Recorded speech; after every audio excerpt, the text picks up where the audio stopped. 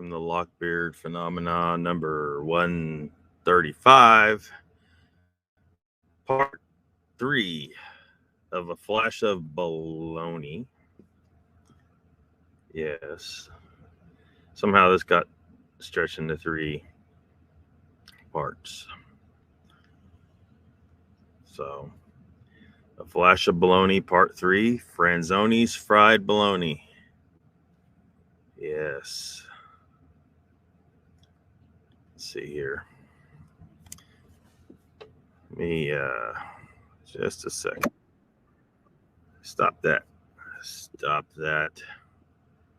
Need to get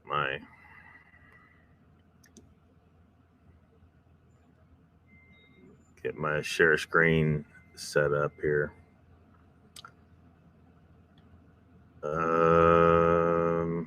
Just a second.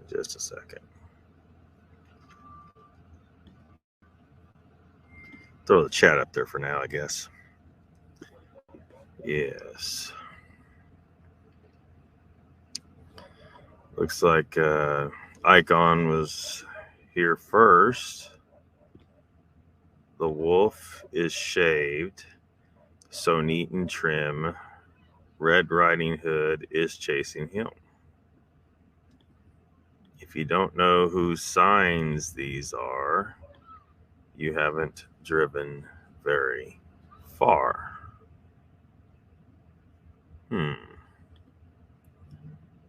Burma shave. Cool King Dog Man, says Ralph Master. Welcome to the chat. Welcome, Angel. Welcome, Mr. Lee.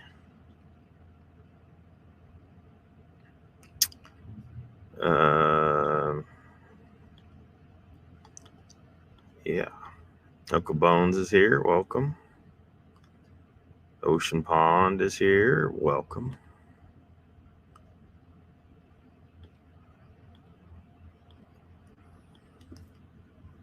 Hopefully, I think I've caught up. Or almost caught up. Yeah. Mr. Lee says, Lockbeard, how comes you are not monetized yet? Because I haven't met the requirements yet, and any gains I was getting, YouTube shut me down, and they probably shut everybody down. Something changed about the algorithm. Like, I can tell, like, based on, when you're looking at a video, and over here it's got some, videos that to suggest for you to go to next, that usually makes some kind of sense based on what you're looking at. Well, it's changed. I can tell it's changed a lot, but what is suggested over there, and it's not better. It's not better. It's not making the appropriate suggestions on the right hand of the screen. But there could be something specifically targeting my channel, maybe something they didn't like that I said, because my shorts videos are not being shown to people, so I'm not getting the views, and I'm not getting the any increase in subs right now. So maybe it'll pass. I don't know.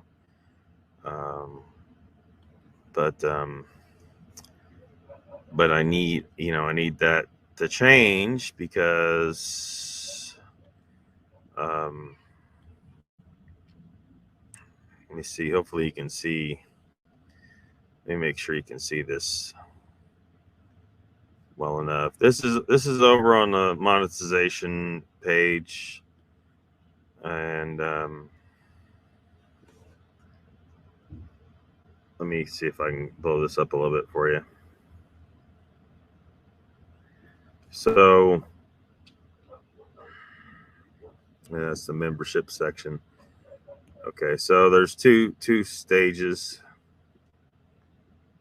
of monetization.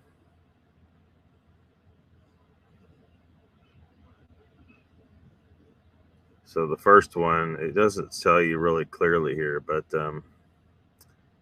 so the first stage is this here.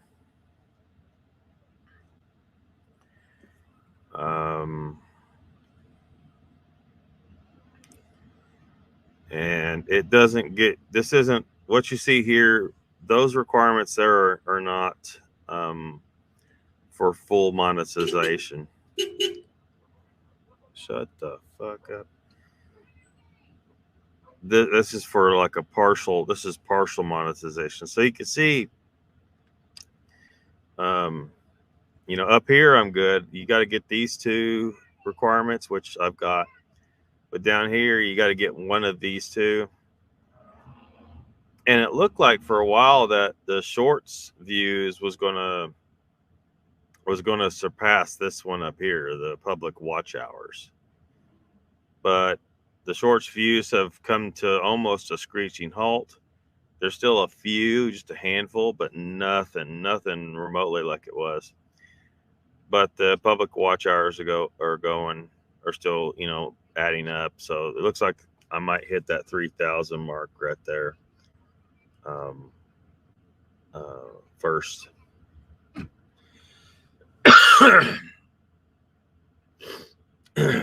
So, and that's just gonna take longer because, you know, that's people watching the live streams and stuff. Really, the watching the old live streams. You know, so like if you go to bed, Mr. Lee, turn on one of my 5-hour live streams and just let it run in the night, and you can go to sleep. And that'll give me, you know, 5 watch hours. But so that's the first tier, which hopefully does it tell you here? It's not, anyway, it's only partial monetization. And then down here is the real monetization.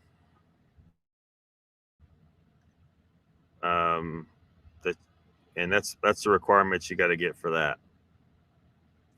So again, on the top section, and this one is just 1,000 subscribers, which I've got. And then the public watch hours got to get up to 4,000 instead of just 3,000 like the other tier. And then you got to get up to 10 million shorts views, either one of these two. Like I said, I'm probably going to hit those watch hours first before shorts views, because for whatever reason the shorts have just been almost shut down. Like YouTube's not showing people my shorts, so I don't know what that's about. But that's why, Mr. Lee, I don't meet the requirements yet. I need those watch hours, or I need the shorts views to get up to those levels before I become monetized. So that's the answer to your question. Oh man, the chat's taking off.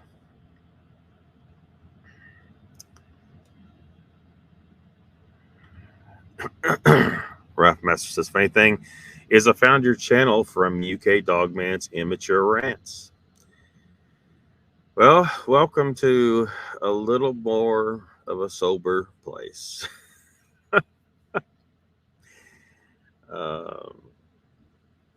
Yeah, Dogman UK, that dude was just crazy.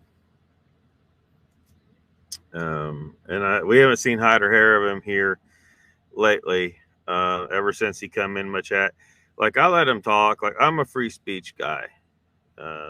You being new to the channel, I'm a free speech guy. I generally want everybody to be able to talk freely in a chat, even if they're calling me an asshole. I don't care. Whatever. But if they start disrupting people's ability to talk in a chat, then we got a problem. You're graduating to full on troll, or if your insults against people are just going too fucking far. And one night, Dogman UK just went crazy and was flooding the chat with just nothing but insults and just nonsense. And then so I put him in timeout. I didn't even, permanently ban him. I just put him in timeout. And then he showed up with another account and another account. So I blocked those. And later on, I've unblocked all of his accounts, and he hasn't been back. So I don't know if he figured out that, I don't know. I mean, he can rant and rave and say all that crazy shit. I'm not going to, if he's wanting some kind of emotional breakdown from me or something, it's not going to happen. The trolls, I think he's just a troll. It was weird because he was attacking, people like me who criticized LIB, Long Island Bigfoot, for shit that he was proven to have done. And then the next thing we know, Dogman UK is attacking LIB himself. It's crazy. So I don't know what to do. I don't know what his game is. If he was trying to get views, he messed that up, and subscribers, because he got his channel taken away because shit he was saying on his channel was in violation of terms of service. So it was just a matter of time before he got shut down. I've been shut down several times, but I'm not trying to get shut down. I'm trying to just say what the truth is. And YouTube wants to hide certain truths from people. So I'm kind of stuck trying to tell people what the truth is. And YouTube don't like that. So welcome to the channel, Ralph Master. Watch your own clips over and over again. Yeah. Yeah. Icon says my views were messed up until I said something to Ruthless about it in chat. It reverted back to near normal. I wonder what happened there. The algorithm's always listening. Maybe if they know you're onto them. I don't know. Raptor Series says, what's going on, everybody? Hope you're all having a good one. Deborah's here.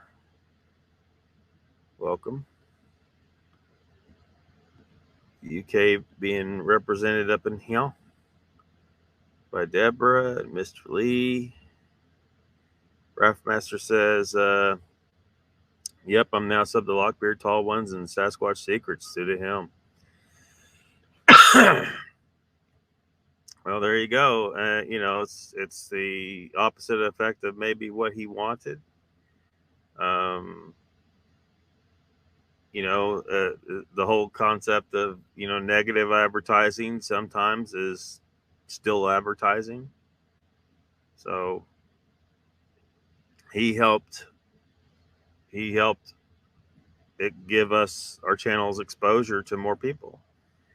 And it was just a matter of time for some people started, after listening to him go on and on and on and never providing any proof.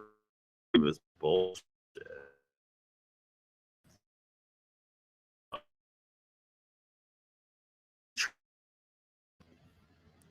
All right, I'm still here. When he posted that Nikki, the tall one, Sasquatch Secret, saying that they're attacking Judy, right, is what he was saying. But anyone who watched that clip could see that they weren't attacking her like he attacks people. Like he's sitting there, attacking Nikki for her appearance, calling her Miss Piggy and shit like that. No, they weren't doing that to Judy Wheeler at all. What their problem was stuff that Judy Wheeler was doing that was wrong.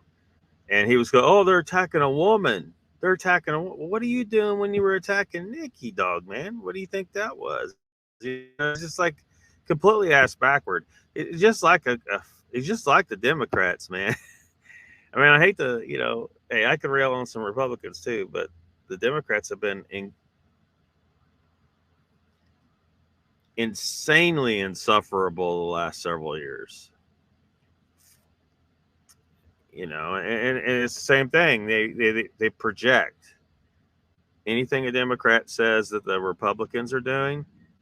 You better check on what the Democrats are doing, because they're doing what they accuse the Republicans of doing. The Democrats are the ones actually doing it. Dogman was the same thing. He was attacking a woman, and for no good reason, attacking her based on her appearance, not something she did or said, you know.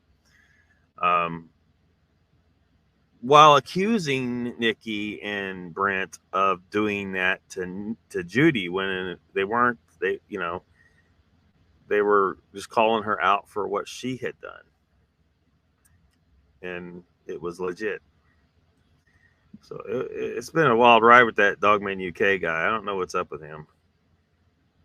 I don't know if he's given up because I haven't seen him in a while. If it's a him. Southern Sierra checking in, says Daniel Weeks. Welcome. Uncle Bones says, Mr. Lee, are you going to confess in your country? It's got a link there to something.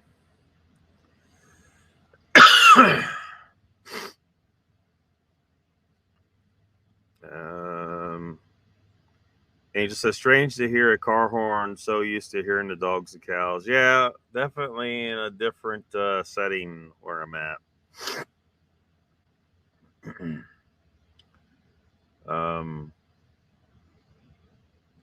It is what it is. It's what I have available to me here. So, now I could go to the other location. There'd be almost nobody around there hardly. But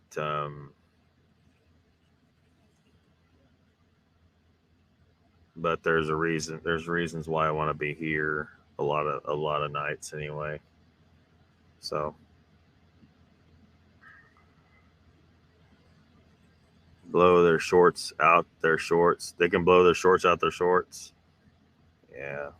Shorts, I know it's kind of stupid. Shorts is kind of stupid. But there are so many people out there that they get on the shorts feed and they're just they just watch short after short after short and waste the whole afternoons, I guess. I try to stay out of the shorts because I don't want to get sucked into shorts. You know, I mean, it's just one, you know, tiny clip of this, tiny clip of that. You know, I'd rather, you know, watch something with a little more meat on it if I'm going to watch something, you know. Because most shorts are just kind of just some brain dead skit of something, or, you know, somebody gets in a wreck or whatever bullshit. I don't know. Raf Master says, I felt like I was back in elementary school hearing his immature illiteracy. Yes. Yes, it was pretty. It was ridiculous. It was so ridiculous. I feel like it's a possibility that the whole thing was a big troll, that he didn't actually mean anything he said, and he was just straight up trolling. You know, for the sake of trolling. He just found somebody to troll, and he's trolling us. Mr. Lee says, Uncle Bones, I've been to Devon. It's far from me. I'd go if I could teleport there. Well, you know, there might be a possibility there, Mr. Lee. There might be a possibility there. Because we talked about it a little bit last night, and we'll probably talk a little bit more about tonight. Because the funny thing is Bologna Man, you know, is kind of, some of the stuff he's saying is close to the truth, but you know, it's just like watching science fiction. You know, sometimes they get stuff right, and a lot of times they get stuff wrong. So he's got some stuff wrong, but he's got some stuff right. Non-locality. I don't know if I like that term, non-locality. Yes, Rough Master. Hey, is this y'all's cart?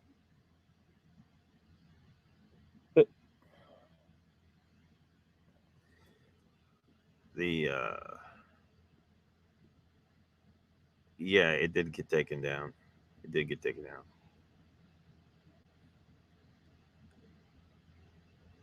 Someone out here talking to somebody. It's stuck. Is this y'all's water?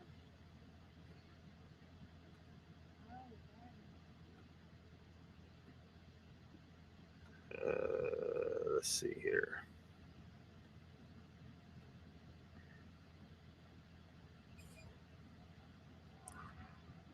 into the prints. Have you seen the prints? Oh, the prints over there, and yeah, it's under a different account now. Yeah. Yeah, I don't know what it is. Maybe Raptor does. Uncle Bones says, I've seen the footprints and I watched Skark Universal too. Raptor says, hello, my angel. How are you? I apologize of lately of not saying hi. Batman likes to say you said hello and then you say hello again. Huh? I'm not going to try and decipher that. Raph says, I like the intelligent conversations y'all bring. Thanks. We try. Raptor says at Master 23, I do not know. It's under a different name.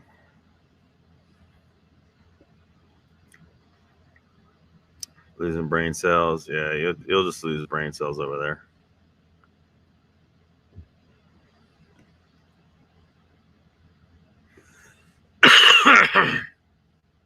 Orb Man, UK. Huh. Not a problem. Sometimes I forget who I said hello to. Icon says, my watch hours were messed up and watch times were erratic. The view count dropped about 600 views a day after saying something. The view times went back to normal and the views came back up. So maybe the algorithm saw you type in that you knew that you were being throttled. It could be. And it's like, oh shit, they're on to us. Since he's doing furry art now. What the hell? Don't see dick for views and aren't pushed. Yeah, mine certainly aren't getting pushed right now. Shorts are goody cat videos. Yeah. Probably best, Mr. Lee. Ignore him.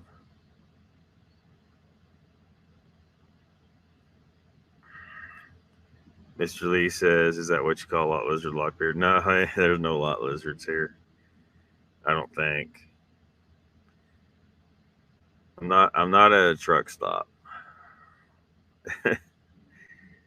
So there's probably none of those. Do we need a translator for Raptor again? I think so.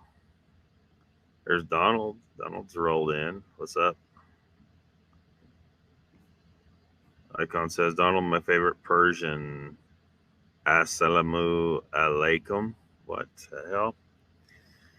So, what was I going to go on? Okay, the non-locality thing. The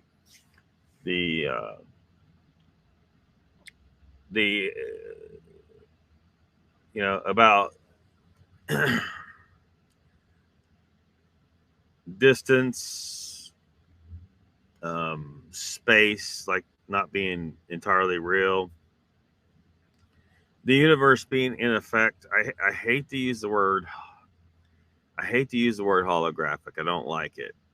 It has connotation to it, just like a lot of these words we use. And people get certain ideas in their head, and if they don't really understand what I'm talking about, they get a whole different idea of what's going on in their head. But whatever. So, but this. So there was another Star Trek show, because we talked about how something he said related to one of the Star Trek The Next Generation movies, Insurrection, and how something he said related to the relationship between Garrick and Dr. Bashir in the TV show Star Trek Deep Space Nine.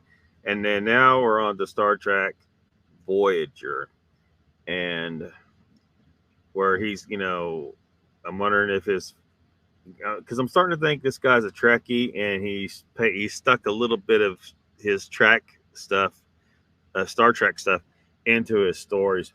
So there was an episode of Star Trek Voyager where they were trying to pass warp 10. And the thing about warp 10 in Star Trek is is that when you hit warp 10, you you occupy every point in the universe at once. You're everywhere. Basically, it's like non-locality. It's like so when you come out of warp, you can, as long as you just make sure is you just target where you want to be and you'll be there anywhere in the universe. They run into some problems though. Otherwise, and of course, this is an example, probably not a very good storyline, because everyone should have known from the very beginning of that episode that it wasn't going to work for some reason. Otherwise, the series would be over. Because the whole thing is about how Voyager got sucked so far away they can't get home for 70 years. So this wasn't going to work, and it didn't work, and some funky, funny stuff happened, and a very, very interesting possibility for future Star Trek stories that's rattling around in here. So you guys that own Star Trek, you might want to, hire me to write a new Star Trek series. Basically, it's kind of a follow up. It takes place after oh, I don't know what year, but it anyway, I don't say too many ideas. Somebody will steal my ideas, but anyway, it's kind of a follow up of a lot of the stuff that happened in Voyager, or pretty much everything, because in my notes and stuff, um, I've made an effort to kind of break down the entire Voyager series, because everything that happens has to do with what happened to Voyager, and of course other stuff that happened. But anyway, that episode with the Warp 10 stuff is an important one of the important ones, because there's something interesting that happened there that could result in all kinds of shenanigans, and they just left it there. They just walked away like, we're just gonna keep on keeping on. They could have done some stuff in the series before the series ended, but they didn't, based on what happened in that episode. But nope, nope, nope. Why? Because it didn't have me. See, these guys writing all these shows, they're not thinking along certain lines that if they did, there was so much more sci-fi gold to extract out of that series, and they just failed miserably to get it at most of it. And then they ended the series like absolute amateurish morons. It was insane. It was insane. So so yeah. But so he's going on about non-locality, and he's talking about how the Bigfoot are able to do this stuff genetically. They have a natural ability to to disappear and probably go from one point to another. It's a really interesting concept, this non-locality stuff, and the possibilities of maybe one day we get enough a handle on how that all works that we're able to go from one place to another. You remember I talked about Eric Dollard and how in that lecture where he was asked about that device, and they were asking him, what does it do? The Integratron, and he said it was basically a teleporter. That you walk in and walk out another one somewhere else. So I don't know if Ken agrees with that assessment of it, or if Ken has even looked very much into it. And Ken might not really truly, you know, just because he's figured out a lot of shit doesn't mean he figured out everything. So, maybe he just doesn't know. Non-locality meaning that is how Sasquatch can follow you home. That might be something that he's angling at. I don't know for sure what his whole angle is, but doing pretty good on my end. Hope you're doing the same. Warp 10, make it so. Yeah. Well,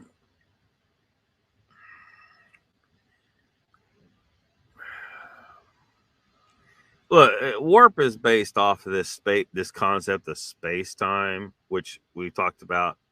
Space time is stupid. And you have people try to say, "Oh, well, maybe we can achieve warp." I'm like, no, this warp concept is completely stupid. It's based off this concept of space time, and that you're actually going to stretch or contract the fabric of space time. It's absolutely goddamn ridiculous. What's more likely is that you'd be able to simply disappear at this point and reappear at this point, far, far away. See, Einstein, he called, this non-locality idea. This is basically has to do with the with instantaneous action at a distance, where something happens to a particle here that's entangled with a particle there. It affects this particle. What happens this one affects this one at any distance instantaneously, which, that's a transfer of information at there's no velocity there. It's just instant. So there is no speed limit. Einstein and his, idea of the speed of light being a speed limit is for multiple reasons is just blown out of the water and stupid. And that's why Einstein called it spooky action at a distance, because he didn't understand how the fuck that happened. How the hell does anything happen instantaneously across vast distances of space? He didn't really know. Even though this Yahoo would probably tell you that he did. But I don't think he knew shit.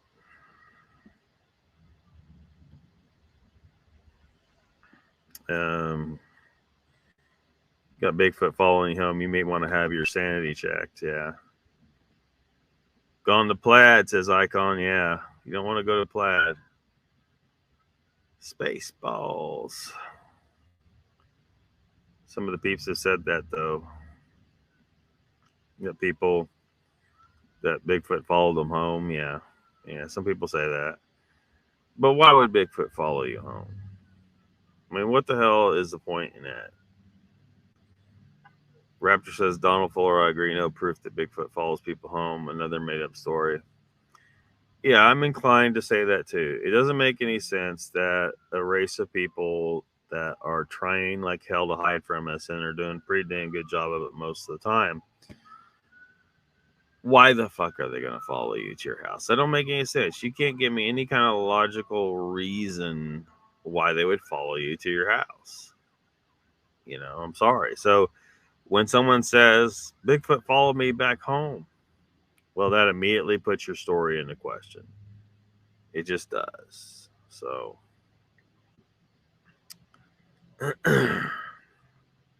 Dawn says, Judy had one follow her from the rim. I'm sure. Oh, I'm sure. 400-foot long hedgehogs have you found? Mr. Lee Kiz is here. Welcome. What is up? Mr. Lee says, Icon, no, I saw him once and he was covered in fleas. What, a big giant hedgehog? Oh, Icon's on a call. Let's look at some more of what this guy has to say. I think this government now is not afraid of that. Like they must have a handle on it now. government actually is. This is worse than nuclear weapons. If you start actually showing people what's beyond nuclear weapons in terms of power, why they're going to just kill everything. So I think this government now is not afraid of that. Like they must have a handle on it now because they're letting us all know. I mean, I don't really know what is going to happen, but it looks like they're going to. Let me explain it this way. At first, I thought, oh wow, hey, like we're all going to learn about the big feet, and the big feet are going to like come out of the woods, and we're all going to go, wow, look, the big feet are here too, and we're all going to sort of have collaborate on something like climate change, right? That's my idealistic self. I said, okay, they must be getting concerned because we're really destroying the planet to a critical level where it's going to affect them too. And so I thought maybe that's why they're coming out of the woodwork now and doing this. And then I thought, no, that's probably not it. And then I thought, all right, Screech, hold up. See, there was another red flag. See, that's the mess. That's where you guys screw up, where you put crap into your stories that you're telling that you assume is true, but is not true. And a lot of people have figured it out, and a lot of scientists have been trying to blow the whistle on this man-made global warming bullshit, because it's bullshit. So if this guy here is supposedly privy to all this secret fucking information, why the fuck doesn't he know this? Right? He should know this. If he knows about the ancient big ones out of the forest and all this bullshit, and they're working with the government, and most of them are underneath DC and all this. If he knows all that bullshit, how the hell does he not know that man-made global warming is bullshit? See, he just freaking told on himself. No, a few congressional committees will be informed, and maybe some key CEOs, and the rest of us will be treated like mushrooms, and no one will tell us anything. The technology that is coming out of our military, that it's trying to seed the commercial world with right now, would lead to unlimited energy, a new energy source that's unlimited and cheap and clean, and much cheaper and cleaner than fusion energy. It would lead to stealth technology that is just incredible, things actually turning invisible. It would lead to replicators like in Star Trek, where you can actually make food out of raw atoms. It would lead to teleporters in Star Trek. Like all of these technologies are in fact what do you say there? consequences of solving Einstein's unified field theory problem. Shut up. Replicators out of Star Trek. It would lead to replicators like in Star Trek, where you can actually make food out of raw atoms. It would lead to teleporters like Star Trek. Like all of these technologies. Teleporters like Star Trek. Holy shit. Are in fact consequences of solving Einstein's unified field theory problem, which Einstein himself did, like I said, and hid it in plain sight. Because no, he didn't. Somebody show Ken that little segment there. He says Einstein actually solved grand unification and hid it in plain sight, and that there's some kind of magical constant that'll fix the whole damn thing. No, it's too jacked up. It's too jacked up. There's no way. This is Einstein's unified field theory. It unifies general relativity and quantum mechanics. It unifies them all together. So, but this technology, there's so much commercial potential. There's so many commercial spin-offs that this is going to enable. That's how it'll impact society. Literally, it's the Jetsons. Literally, it's Star Trek. It's Star Wars. It's the milk bar. It's because if we start using this technology, we're going to meet everybody else in the universe. The government actually having come to me and said, hey, green light. And then I see all the UFO stuff. I'm like, okay, they're going to spill the beans about gravimetric motors, which involve this physics principle of this alternate general relativity that I just tried to describe. So that's how they work. The metric is Einstein's metric tensor and gravimetric tensor, or the Einsteinian tensor. Anyhow, it's so completely connected. So yes, I think that there's a lot more connections where I see a lot of people thinking in a similar direction. I see a lot of investigators investigating this subject and looking past the traditional animal explanation they used to be fine with. Everybody used to be fine with, hey, it's an ape. But people aren't so fine with that anymore. And I see a lot of people just sort of converging in their thoughts about things, as well as um, disclosures all over the damn place. I mean, it is clearly, I'm part of the government's disclosure. You know, like I might He's go, part well, of yeah, like they actually let me know for sure they're um, disclosing now. You know, I'm like, so okay, important. and yeah, all the UFO stuff is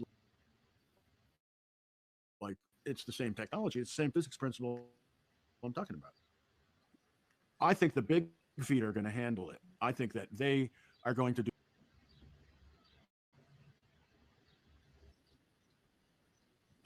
They'll take care of the court. They'll take care of that. I used to start like that's real, but we know the Bigfoot phenomenon is real, and that's people telling stories about Bigfoot, and it's also people finding tracks, and it's people finding hair samples, and that's what the phenomenon consists of. So there's one end of the phenomenon, tracks and hair samples, where you can measure it, you can get your hand on it, you can cast the tracks, you can hold it in your hand, and then there's another end of the phenomenon, which is stories and people telling stories, and some of these stories are pretty wild. Now, what people have had trouble with from the beginning is they try to confuse the two. One is experience and one is science, and they do not meet. They are separate. They come close, but you can't make your experience into science. Although, God, it seems like every Bigfoot researcher tries to do that. And so when you organize experience, you get wisdom. When you organize facts, scientific facts, you get knowledge. So knowledge and wisdom are inherently slightly different and are two different frameworks.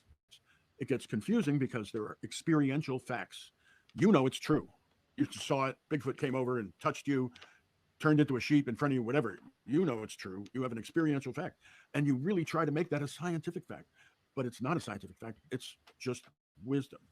So, given that, the ape people always cross that boundary. They always try to take an experience and make it a scientific fact. The ape people's fundamental flaw is plausibility. They rely on plausibility and they have no data other than the tracks. It's common sense that if you look at tracks and you look at hair samples, you cannot determine from that how intelligent the creature that made them is. So what?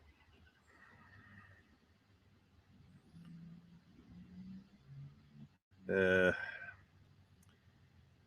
if you have tracks, you can possibly make some approximations if it's something that resembles human, right? We talked about that, how the tracks, if just some of them are real tracks, those are human feet.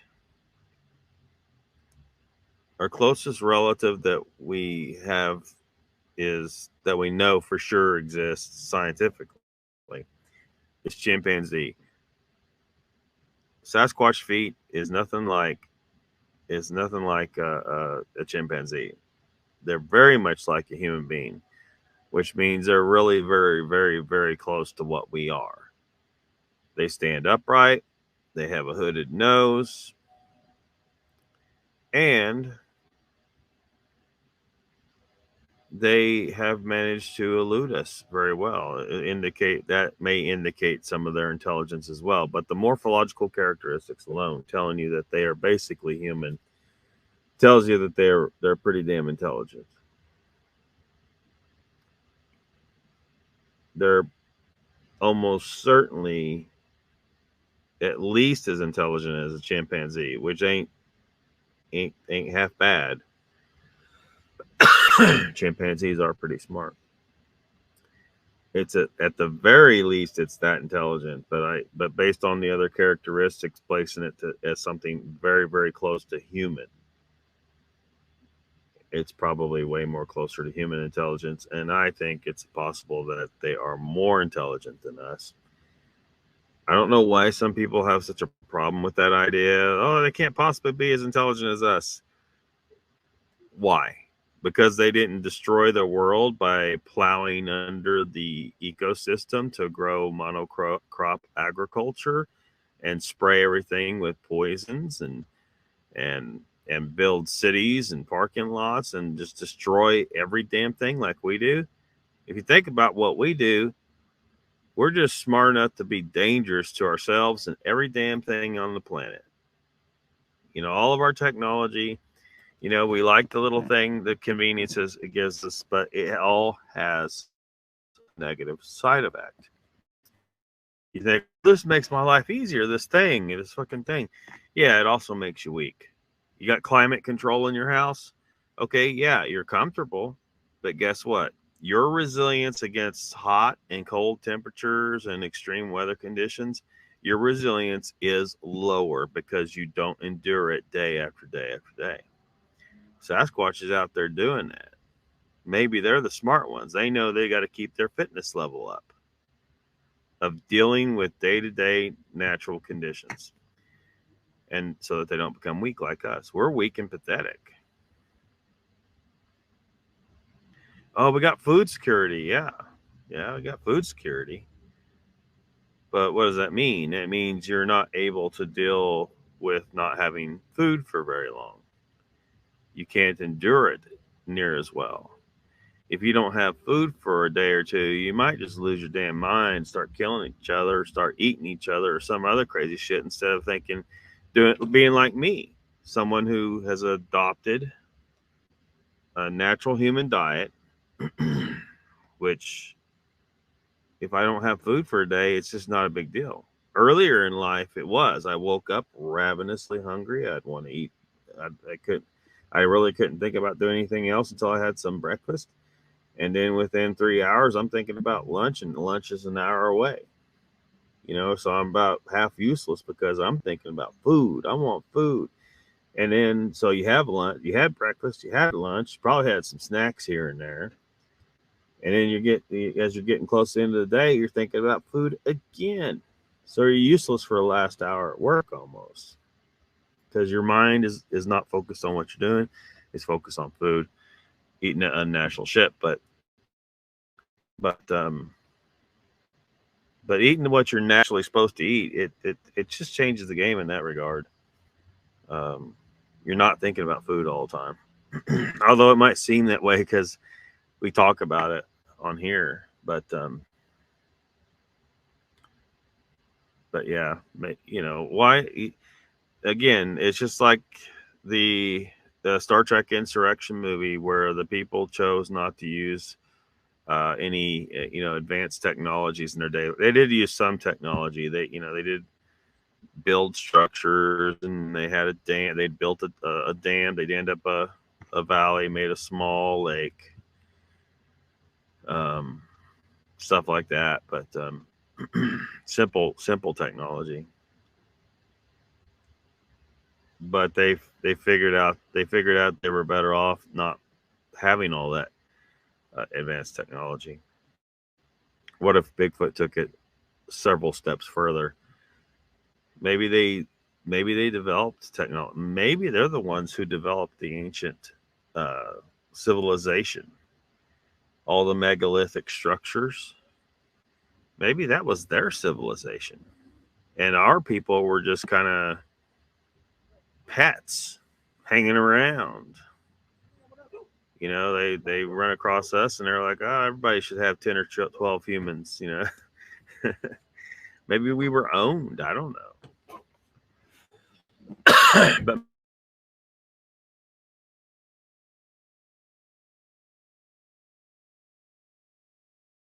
they decided not to build another one. Maybe they decided they were off just going to the woods and staying there. So people who are dismissing the possibility that the forest people, the Sasquatch people, may be more intelligent than us, I think they're making a mistake. And this guy here, either maybe he got a piece of accurate information that they are more intelligent, or maybe he it's just dumb luck. You know, maybe he's gotten a number of things wrong that we've pointed out. You make up enough lies, you're going to make up a few of them that turn out to be true just by accident. Mr. Lisa's invisibility stealth technology. Yep. Donald says, I hear teleporting takes years off your life. Yeah, I wouldn't step into a matter energy transporter, that's for sure. Donald says, I'm thinking of booking a Matthew Johnson vacation and drink the Kool-Aid. You're going to need to drink Kool-Aid. Mr. Lee says, Ken Wheeler may have answers you are looking for, peeps. Yeah. Yeah. You're going to have to put in the time understanding. Watched him for years. That was after years trying to find someone to explain some shit that I couldn't come up with the answers. All I could see where there were problems in the mainstream science. There were big fucking holes. And I was looking for some way to fill those holes and answer the questions that they failed to answer, you know. Because they're just too many. There's just straight up assumptions, like, you know, like I said, like a lot of people out here believe that Big Bang is like a proven thing. It's not. It never was. It never was. And there's no reason to think that there was a Big Bang.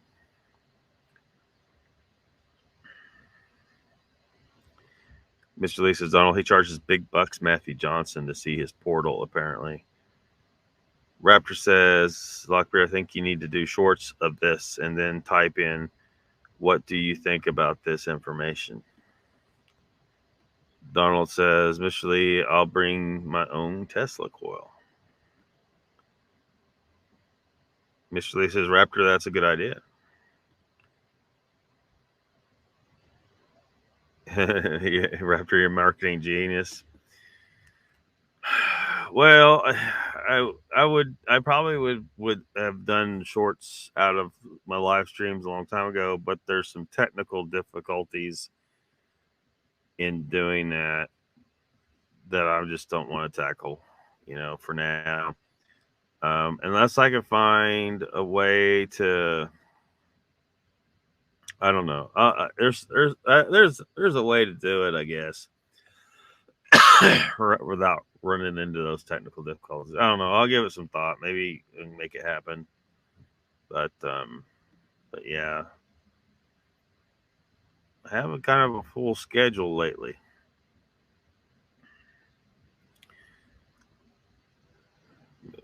Shit, today I was working on the van light situation. I had a marker light out, a headlight out, and a rear blinker light out. And what should be a pretty simple operation doesn't always end up being a simple operation. There was like a, I don't know what to call that fucking thing. The fucking, whatever that fucking thing is, it broke. So I had to buy a new one, or new. It's where it snaps into a square hole in the metal of the body on, you know, and then the screw threads into it to adjust how the headlight is aimed. I don't know what to call that plastic piece. The problem is the new one I got, because the old one broke, so there was nothing to screw the screw. It wouldn't hold. The new one, though, was too damn big. So now I'm trying to force it in there, about stripped out the threads because it's metal threading into plastic, which is never a good idea. But that's what it is. I managed to get it to work, but it was stupid. Raptor says, don't listen to me, I'm dumb. Seems like these channels are using stuff I said over the years. Donald, you're not allowed, says Mr. Lee. He's not allowed to bring his own Tesla coil? Raptor's a certified genius? What the hell? Raptor says, Mr. Lee, I'm a broke down piece of meat. I'm dumber than a box of rocks. Piglet's here. What's up, Piglet? Mr. Lee says, speaking of pet humans, the new Planet of the Apes movie is coming out this year.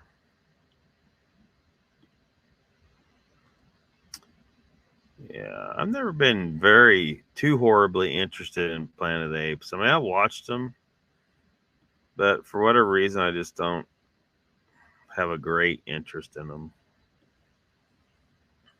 which seems a little strange, but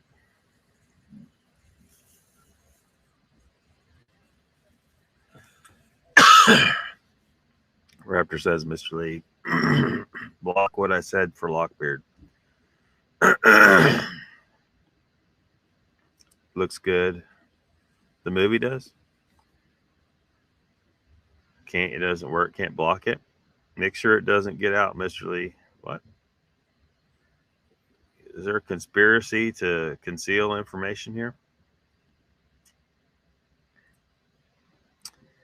Tell him not to say what I said earlier.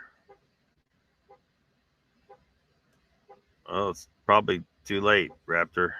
It's too late. Raptor says, I'm a genius. I didn't really think that through. Yep, too bad, Raptor. Headlight adjuster. Yeah, it's a screw, but the plastic piece that snaps into the metal behind there, the screw threads into, it threads in that plastic piece. Well, shit. I could probably. It just calls it headlamp adjusting screws. Got the old one and the spare new one here. There you go. Where's my freaking light?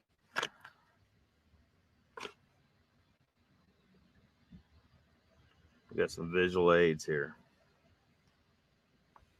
Whoops. Probably need to get some light going anyway.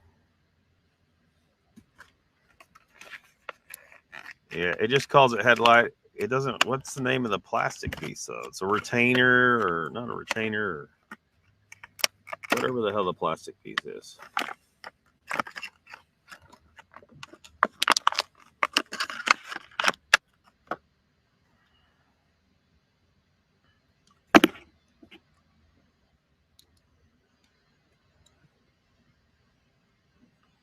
All right. So you can see, whoops, that's the old one there, where it had that flap on the other side. Let me get the new one next to it.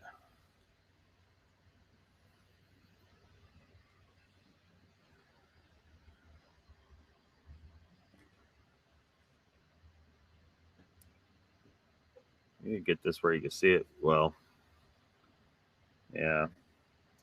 I mean, obviously you can see which one's the new one.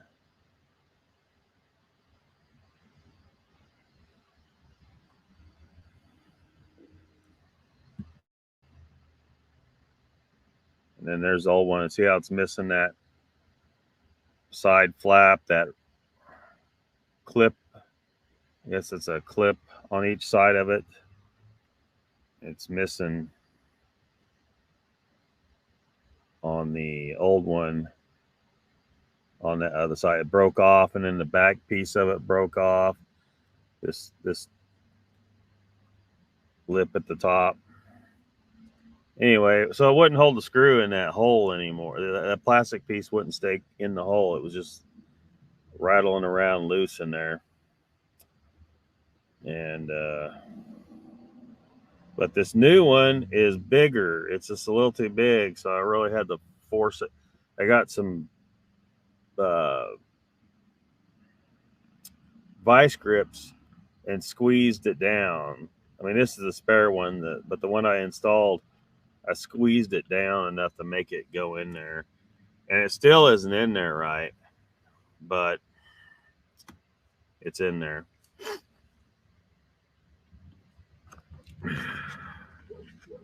Yeah, headlight adjuster. The screw adjusts the headlight, how it's aimed.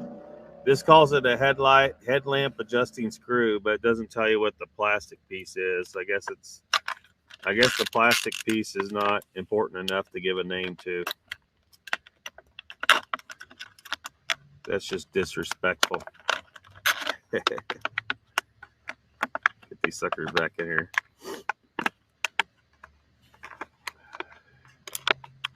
Put them in here with some other bits and bobbles. I'm sure I'll need another one in the future, or whoever owns the van in the future if I sell it.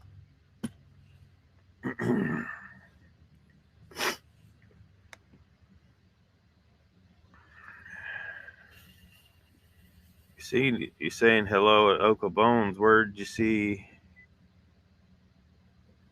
Is he? Oh, there he is. Yeah. Yeah. Oka Bones. He's been here a while. He just ain't been talking. It doesn't really fit right. It fit. I made it fit well enough to do its job, but I don't like that it was not quite right. Raptor says, "Well, you're behind in comments. Heat up the plastic before you put it in the vehicle." It was halfway cold at break. I was thinking about taking a lighter to it, but I didn't end up doing that because it didn't completely strip out. It was still, threading in there. So, but it did yank out because what I did is I put it in from behind inside and put the screw through the hole and pulled the screw, then tried to pull the clip into the hole from the back side, by force. And it wouldn't clip in. It was too big. And instead, the screw just yanked out of the freaking clip and stripped out the threads some. So they says, "Lockbeard, you cannot sell the Imperial van, man." I might want to get something else one day. I don't know. I might want to get something else. Do I need to keep this thing? There's a ceiling. Yep. But the rest of it, it's full of stuff. I got like some, those plastic, those mini hives, the mini beehives I have, those plastic ones, they're back there. I think you can see it. Yeah. You can see one of them there. Bunch of all my bee equipment's in here.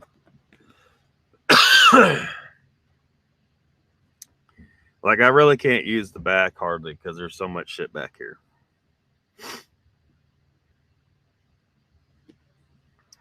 Donald says, "I need a conversion van, convert to 4x4. Yeah, I wish this was. I haven't had too much of a need to have. I mean, I haven't really needed four-wheel drive, but I know when I had my last vehicle before this was a Jeep Grand Cherokee, and it had that. Well, they called it all-wheel drive on there or whatever. It was very helpful at times."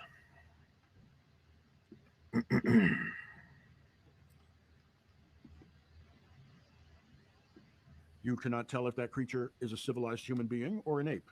You don't know. All you have are the tracks and the hair samples. So for the ape people to get from the tracks and the hair samples and actually conclude that it's an ape takes an incredible amount of plausibility, because we all know we don't have any data. We can't get our hands on them. There is no body. No one has a body. Everyone just has a thought. And so the ape people really don't have much of a case when you look at it scientifically, because they don't have any data to extrapolate from to indicate any of the suppositions that they conclude where they say, okay, it's an ape. It's like, how would you possibly know from a footprint that it's an ape? I mean, that makes no sense at all. How they know is plausibility, and it's based on all the stories, because they go, well, there's all this story of it. What do you mean it doesn't make any sense? You see from the footprints, you can see the morphological characteristics of the foot. And based on those characteristics, you can usually determine what that creature is. So for you to say you can't tell it's an ape, there are trackers every day out there looking at a footprint and telling you that's a wolf, that's a bear, that's a bobcat, that's a raccoon. Dude. And you're gonna sit here and say, "Oh, they can't tell it's an ape." Now, you may not it may not be a known species, But any scientist who is skilled at identifying animals by their footprints can look at a footprint of an unknown species, and the first thing they'll be able to determine, okay, this does not conform exactly to any known species. So now we know that it's something unidentified, or unknown, an unknown species, a new species. Because yes, you can establish that you have found a new species by the footprints alone. However, but anyway, the point is they will be able to tell. So you could tell from the footprints, even if it's an unknown species, you can determine what group it belongs to, what family, maybe even what genus it belongs to, with fair amount of certainty. Sasquatch footprints are very, very clearly a type of human. Period. End of story. It's very clearly a type of human. And humans, my dude, are apes. Now, you may not like that, but the fact is humans are apes. But the only reason I'm saying that is because he's saying here, oh, you can't tell if it's an ape or not, blah, blah, blah. And I guess he's trying to differentiate humans from apes. But humans are apes. Anyway, you can tell what they are. They are an ape that's extremely closely related to humans. That's the point.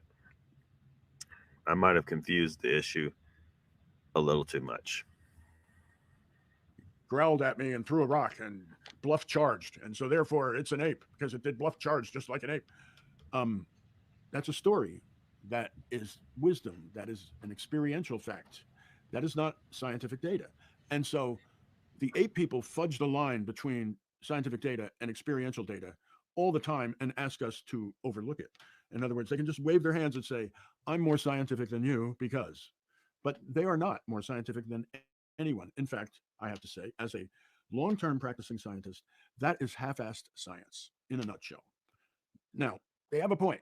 I mean, their concern is a valid concern. And I respect the work they've done because what they want to do is to find where this creature fits into Carl Linnaeus's taxonomy. They want to find where in the tree of life this thing is, what family, what species, exactly where is he? Is he a primate? Is he a hominid? Exactly where is in the branch? As we study DNA now, all the lumping and splitting on the Linnaeus taxonomy is changing because now we're, hominid over here. No, he's really a primate. No, it's over in the ape. So as we learn more, the lumping and splitting takes place. And I'm not very interested myself in figuring out exactly which category this creature falls in.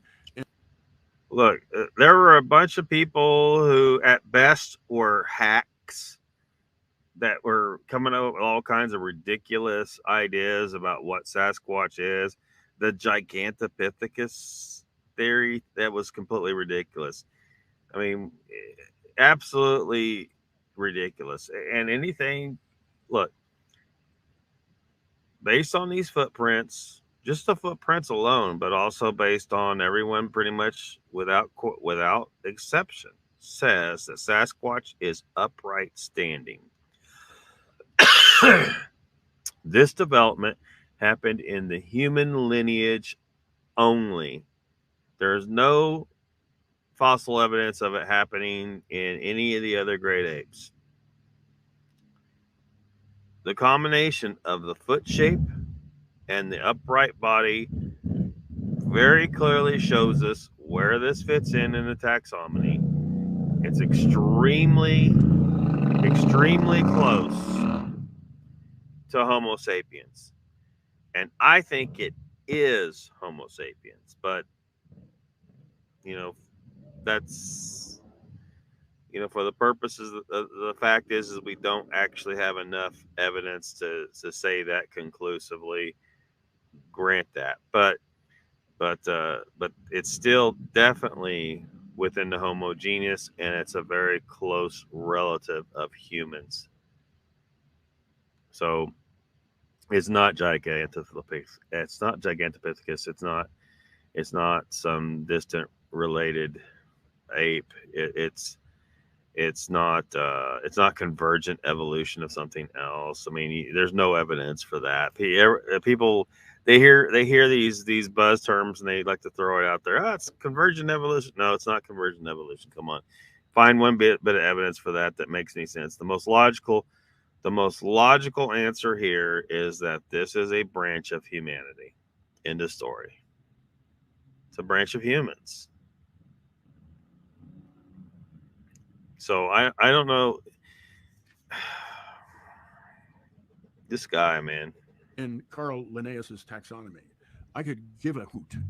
Carl Linnaeus himself, 300 years ago, put it in his own taxonomy as Homo nocturnus. So to reinvent the wheel 300 years later, I'm like not impressed. I'm like, why investigate or invest so much scientific effort on categorizing this creature within what we know, which is very limited? I can understand this is a valid scientific framework we want to connect it to in order to tell if it's real or not.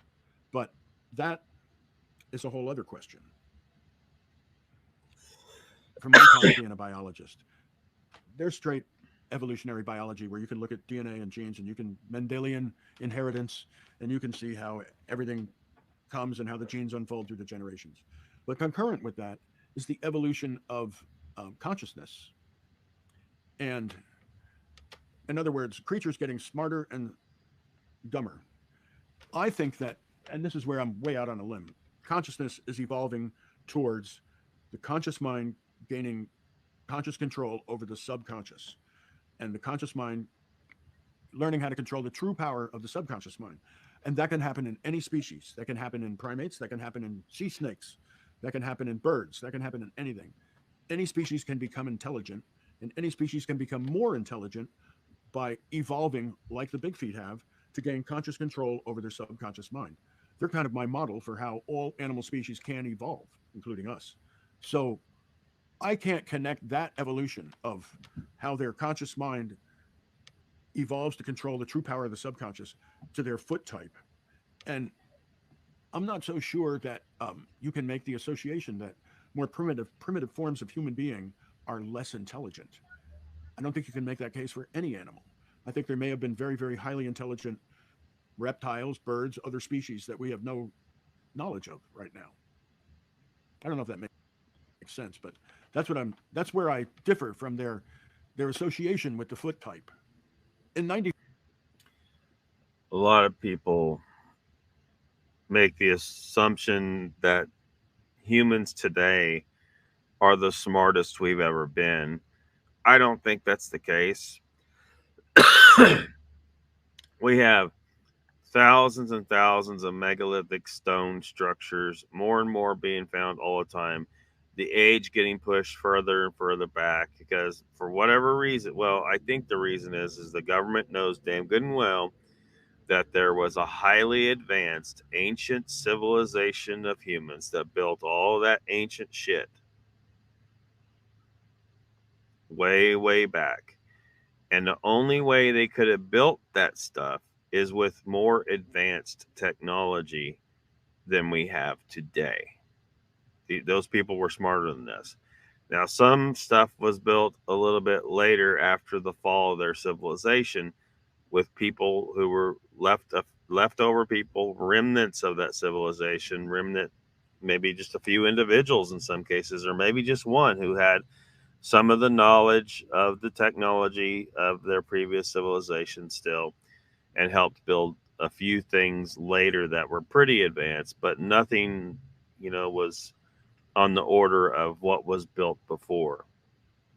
You cannot have like that LiDAR scan they did of that jungle turning up 60,000 structures, I think it was. Okay. That's extremely prolific. Even if it wasn't, insanely huge stones, it's extremely prolific stone building. Why would they do that in such a huge amount of structures and using such gigantic stones that our machines today could not easily lift any of this stuff? Why? And like I've said before, in the Ancient Aliens TV show, that one of those guys, I can't remember which one it was, asked the right goddamn question. And the question was, or did he put it as a question or what? He said, why would they use, because we use, I mean, look, I'm looking at a store here, and it's a big block wall built with cinder blocks, right? We build with cinder blocks, we build with bricks. We don't build out of the biggest freaking rocks we can find. We build out of little rocks. So he asked the question in Ancient Aliens, why would they build it out of these gigantic rocks that are extremely hard to move, and somehow they were able to cut them with great precision. Why would they build out of these gigantic rocks like that unless it was somehow easier for them to do it that way? So you got a mountainside, you got a quarry. You could cut one big gigantic block and move it and stack it somewhere to build some big freaking thing. Or you could take the time to cut that into a bunch of little tiny rocks and move all those and then go build something out of that. Well, if you have control over gravity, it's going to be easier for you to cut one big rock and just move that big rock over there, because it doesn't matter how much it weighs to you. It's a lot easier to just cut one big one and move it instead of to cut a bunch of little ones and move all those and put them all together and make sure they stick together. So yeah, and then of course there's another thing, because the same thing, the event that destroyed that civilization, the end of it, roughly 13,000 years ago, we talked about this, the Younger Dryas impact. Most of that civilization is under the sea now because the sea level rose 400 feet. So most of that civilization is going to be close to the sea, just like humans stay close to the sea for the most part today. The vast majority of our population is next to the sea because we like being close to the sea. We really like water. We're a semi-aquatic animal. We bathe every day. We put aquariums in our house. We put little ponds and fountains in our yard. We go to the lake, the river, or the beach on vacations. We like the water a lot. If we were evolved from a desert tortoise, we would not go to these places. We would not be interested in putting a water feature in our yard or an aquarium in our house. We'd be like, what the hell is this stupid thing? No, we are a semi-aquatic ape. So the ancients, being the same thing as we are, would have done the same thing. And when the sea level rose 400 feet, most of their civilization is under the sea. The government don't want you to know that because they don't want you going and looking. Because now that you know, because everyone watching this now knows that there's probably an assload of shit just offshore in the shallow water, down to about 400 feet. There's probably all kinds of shit to find. And they don't want you looking for it because why? Some bits and pieces of their technology may survive down there. You might find something that the government hasn't found yet, and they can't have that. They got to keep control of all this ancient technology. That civilization went down roughly around 13,000 years ago from the Younger Dryas astronomical impact. Big fucking rock hit the planet, screwed everything up. One of the problems that happened from that we've talked about, and is that most of our prey animals went extinct. This created a problem, right? Major food shortage. People were having to eat a bunch of plants and started agriculture to try and just fill their stomach. And the result of that change in diet, not eating what we're supposed to, caused the human brain development to be retarded. The archaeological record shows that human brain size was bigger prior to this event, but after we started eating all these plants, human brain size was smaller. Humans were shorter. Human teeth started to show deterioration. We had perfect teeth before 13,000 years ago, but after that, we started having problems with our teeth. And in disease, you can see certain diseases in the bones started to occur after 13,000 years ago. This is why you got to do this. You've got to go carnivore. It's in your best interest. Your mind will work better. If you are growing a child in your body, you've got to go full carnivore. If you're raising kids, you've got to keep them on carnivore only. Now that you know, you've got to do it. It's in their best interest. Their brains will develop properly.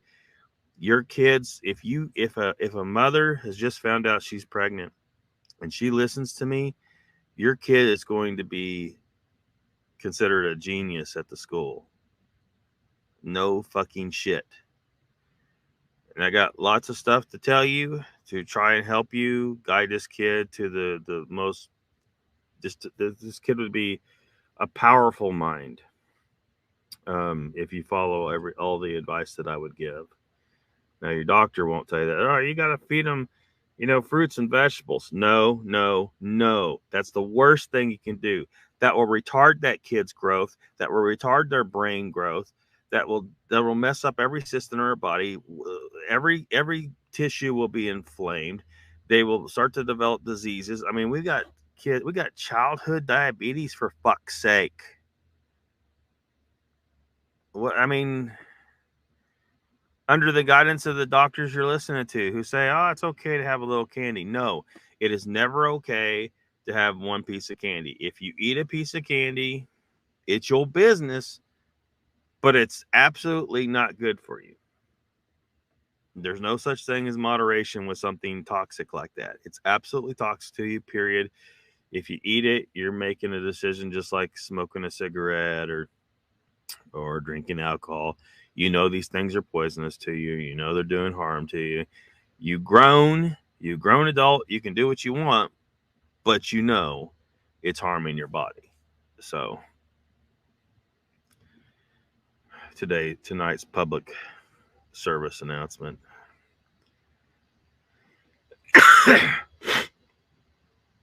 Donald says he loves his Buick, haven't had to plow a winter. Representative says this guy is saying what I said earlier. There's no proof of Bigfoot doing anything.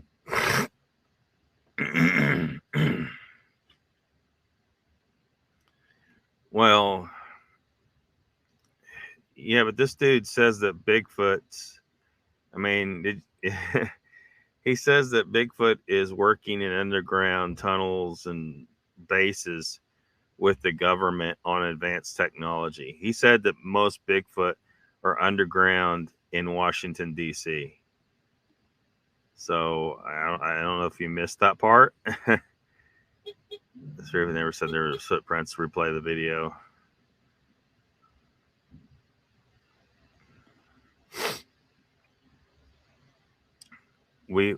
Donald says we are no way smarter than ancient civilization. No, absolutely. We would never be able to pull off all of the things that they constructed with our current situation. Even if we could muster up the economic wherewithal to spend the money on it, and it would be extremely costly. So you got to think, how costly would it have been back then to do the same thing? Who knows? We don't know what economic system they had, really. I don't think, but they built big, they built prolifically, and we probably haven't found but the tiniest percentage of it because, like I said, most of it's probably under the sea.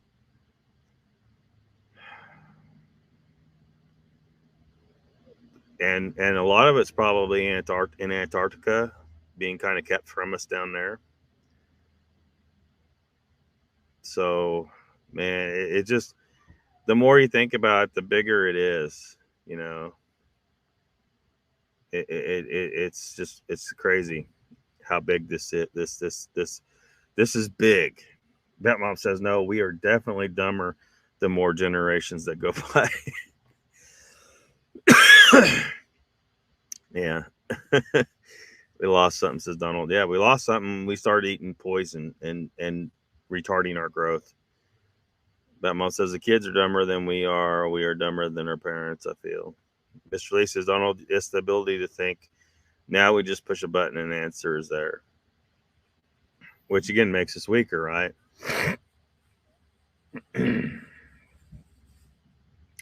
Something as simple as operating the cash register, a lot of times, we talked about this before, um, where, I have a total of,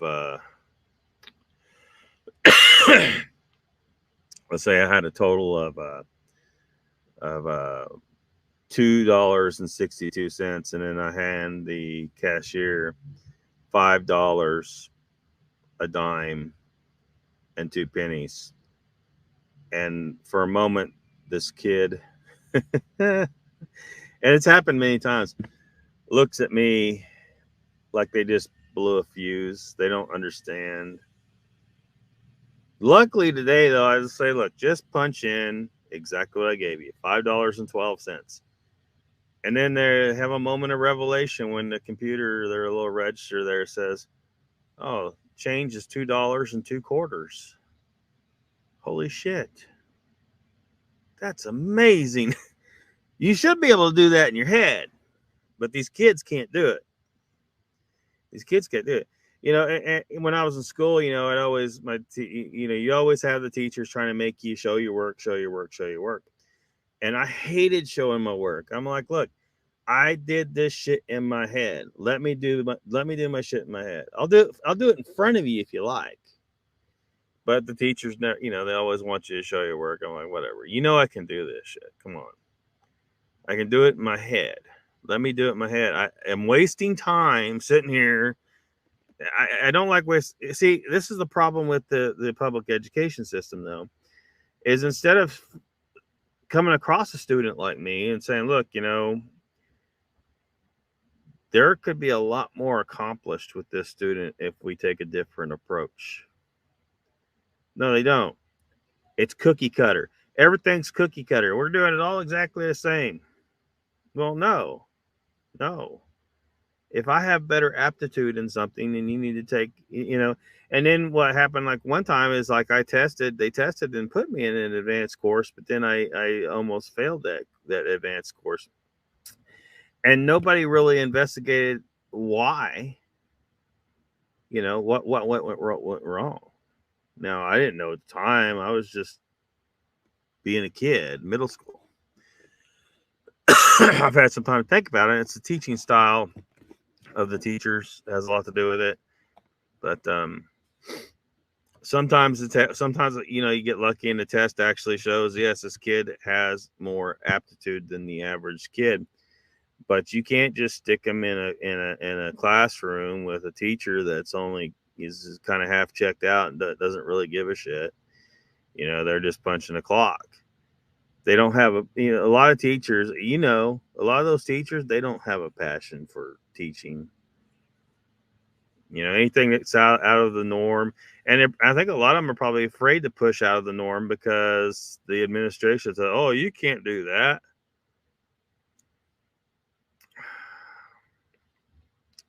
Well, and I've seen it in a few cases where teachers that they were the teachers that seemed to have a passion. They would for teaching and they would get mistreated by the administration. The administration don't like those people pushing the boundaries like that. And actually,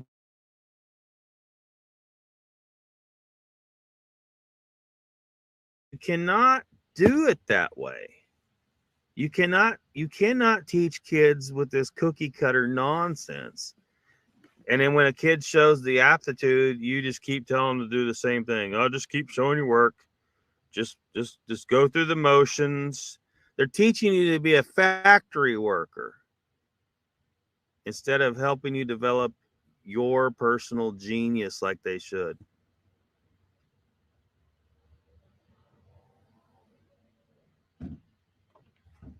And possibly every kid has some aptitude that they have, some area that they could be almost a genius at if it was just identified. If our education system geared itself towards identifying what that was and then getting that kid the proper instruction to develop it. Our chance to do this is probably over. Our nation is about to be plunged into war, like right here in the streets, you know, or maybe not. Maybe the war won't touch this particular town I'm in. Maybe it will. I don't know. But definitely our major cities where they brought in all these different peoples of different cultures who have not assimilated to being Americans. They have no loyalty to America. And when the shit hits the fan, they start fighting and they start killing Americans and vice versa. And killing each other because a lot of them are competing groups where they come from. It'll turn this whole bitch into the Middle East. New York, they've deployed the National Guard there. I saw someone say basically that the way they put it was they went from defund the police to, oh, we need the National Guard now. Yeah, you did a couple of things wrong that got you to that point, didn't you? You dumb fucks.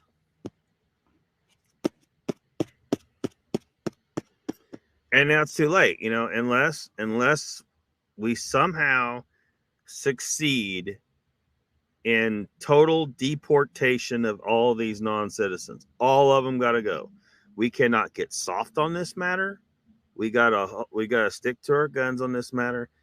They all got to go, and we need to make it happen, and we need to make it happen quick, because if we do not, this whole bitch is going to turn into a war zone.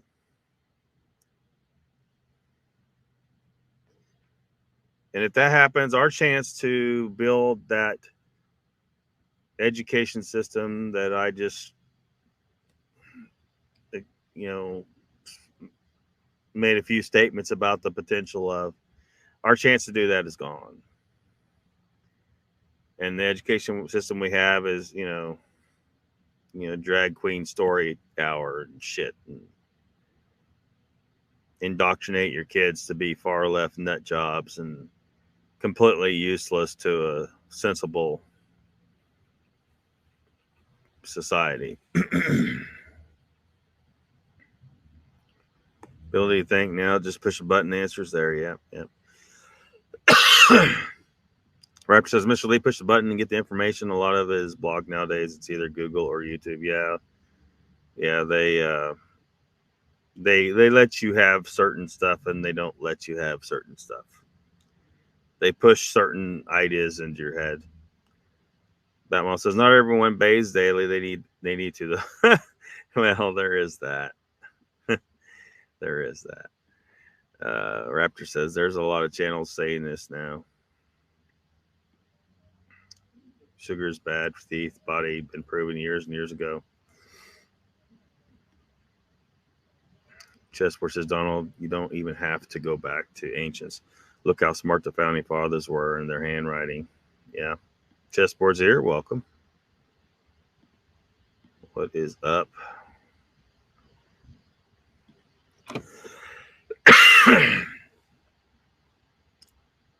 Angel says, today in most schools, no kid fails a grade, just pushed on through. Yeah. And there's been some degree of a problem of that for a long time when it comes to sports. If you played football good, they would make sure you passed, you know. And it wasn't because they gave you extra tutors necessarily. It's just because they said, well, you know, he got 59%, but he needs to have a C, so we're going to give him 72% or something. Yeah. We'll give him some extra credit. He earned some extra credit on the field. Mr. Lee says, I found most of the subjects discussed in school boring and irrelevant. And that's, you know, to some degree that can be helped, you know, by figuring out how to approach the kid about the subject. But and to some degree that may not be helped, where they need to just recognize that you know, they need to put you in some other type of program. Last videos, don't even watch them.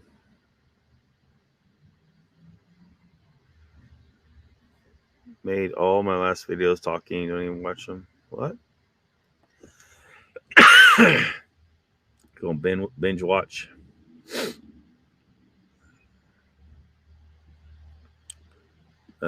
Chessboard says, Donald, how can I indoctrinate you if you don't watch my videos? Indeed. Before, when I encountered, I don't know if I told you the story. I think I might have. It's where the Bigfoot laughed at me in the woods about my understanding of physics and about me telling my wife the story of the Big Bang and how I told her the story of the Big Bang. And the invisible Bigfoot in the bush 30 feet away started laughing its head off. And I kept going, is he laughing at me because of my physics? And it would make it laugh harder. And so that would be, let's say, part of the curriculum of what a human being, my friend, was telling me. In other words, my friend would tell me something like, yeah, the Big Bang, you're just totally wrong. And then I would go to the woods and Bigfoot would laugh at me. So I'd go, he knows what my friend said. Like the Bigfoot actually knows what my friend told me. And so I would have that back and forth between my friend and the Big Feet to the point where I said, they're all teaching me together. Like my friend would say XYZ, and the Big Feet would then confirm it. And so I was like, okay, the Big Bang is not wrong. The Big Bang is there so that consciousness thinks it has an origin. Hillbilly super scientist. That is how it is. These guys are hillbillies. Like you can't. Well, they're Indians. I always regarded them as the fifth tribe of Indians I worked for because I worked for the four big tribes I mentioned earlier, and I always thought these guys were the fifth tribe. So they're really comfortable with their creatureliness and they revel in their creatureliness. I think that wherever they came from, I think they started here as regular creatures like us, you know, and they really like the whole, you know, sex and food and, you know, like they really like that part of life. And yet they're super scientists. There's no doubt in my mind that they're super scientists and they embody this paradox. And so I think that's just their character. So some develop and some don't. And they're both. All of them are both. All of them are like, it's like me. I can sound really intellectual and well-mannered, but I could like get down gritty and, you know, root around the dirt also. So they embody that, you know, kind of, let us say, very flexible. But yeah, you know, like I think a lot of times when people are thinking that they're really hostile and confronting them and stuff like that, they're actually chasing them out of the area to keep them safe. Because I think they make black holes with their heads, and when they need to make a black hole and move between the dimensions, they don't want people nearby because it can actually drag you due to time dilation into like another dimension. And so they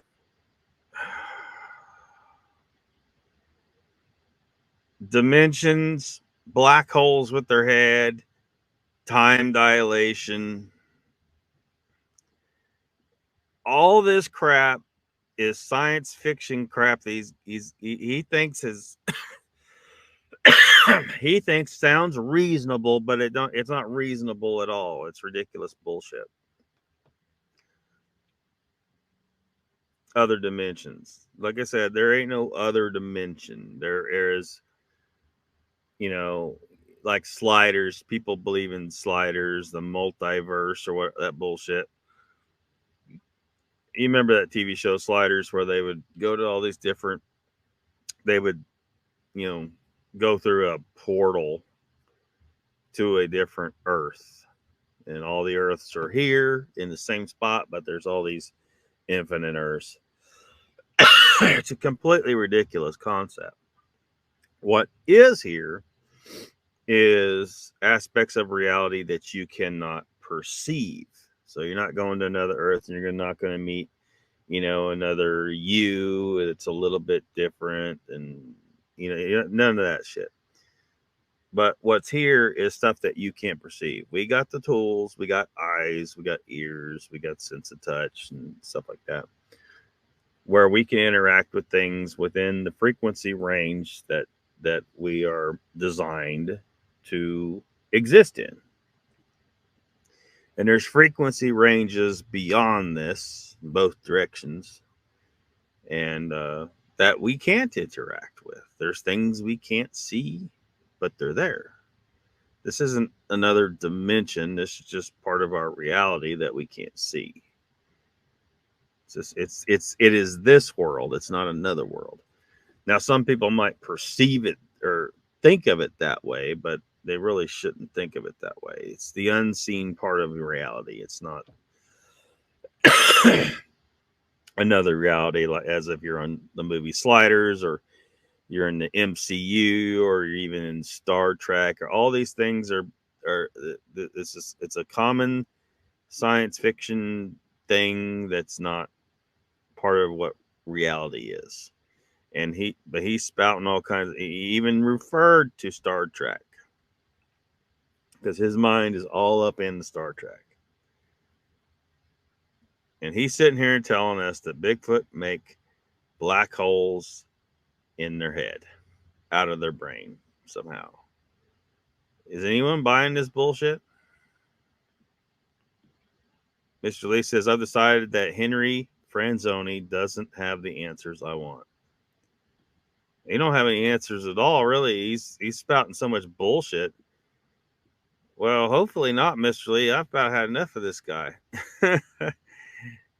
Hopefully we got they try to chase you away when they're about to transport, I think, because in general they're non-confrontational, because here we are, we don't know if they exist. They're very non-confrontational. We all wonder if it's a hoax. They're very non-confrontational. So when I see them being hostile and confrontational, I'm like, there must be a reason. My friend, when he told me stories, he said, the one thing that I can't do is introduce you to them. You have to do that yourself. And I went, well, really? You know, and that was like some rule. Like, you can't be introduced to them. And I'm like, oh, wow, well, whatever. So that was 23 years ago. And then I always thought that I could not introduce others to them. You know, like I couldn't actually, therefore, it must be a rule that people have to meet them on their own. You have to meet them one-on-one yourself. But then over the years, I went out with friends and stuff and met them. And then I went, wait a minute, I guess maybe not, you know, like, and then I'm not sure if you can actually introduce somebody to them or not. For me, last 10 years, I rarely ever go out because I don't want to bother them. I've maybe gone out 4 times. Every time I run into them right away. That's been for a decade. So, and then I asked them once, hey, how do I meet you? And they said, oh, you know where to go. So I was like, okay, thanks. I did know some places to go, it turned out, you know. So I said, oh, I mean, that must mean I should go to my usual old places, you know. So I just went to my same old places. And so there are many places I know they hang out. But this is the other side of it, is I could never figure out why they introduce themselves to some people and not to others. And they show themselves to some people and they don't show themselves to others. And they show different aspects. Like that Rich Germeau thing you did blew me away, because I was like, boy, I know what he's talking about, because they showed him what they could do and they showed him things. And I was like, yeah, that really creeps you out, doesn't it? You know, and he was like, they showed me how much they were in control. And I was like, yep. I know. It's scary when you get that, right? And then I thought, well, gee, there's not many people they show that to. And I've never really figured it out. So I have a new theory, which is that they show half the people super weird shit, like they showed Rich. And here comes a sober judge of character SWAT guy, you know, and he's like, man, no, it's really weird. And then they don't show a whole bunch of people anything. They go, you know, for them, they just howl at them and bang on trees and howl at them. And they divide us in half. And so we really go at it. And we just hammer and tong, we rip each other to shreds. And that's the experiment they're doing on humanity. They're watching our reaction while they watch us work out our differences. And they're probably laughing hysterically as they show half of us one thing and half of us another. And we all go, oh my God, I hate you. So I think that it's all a joke at our expense. That's my new theory. I don't think there is paranormal. I think that, like, what I'm trying to explain about Einstein's general relativity, will explain all the woo. Like what I'm trying to do in terms of the ape versus woo battle is I will teach all the apesters how the woo works. I will teach them the physics of the woo and the engineering and how it all works. So it's not woo. It's actually understandable in terms of this revised general relativity. Suddenly, Well, I definitely think he almost got to a correct point there, where that which people consider the spiritual aspects of reality. The word spirituals again carries a lot of connotation. It means spooks and spirits and all that stuff, but that has a scientific explanation. It's just that the vast majority of people don't know that scientific explanation. So he might have stumbled on a somewhat correct statement there.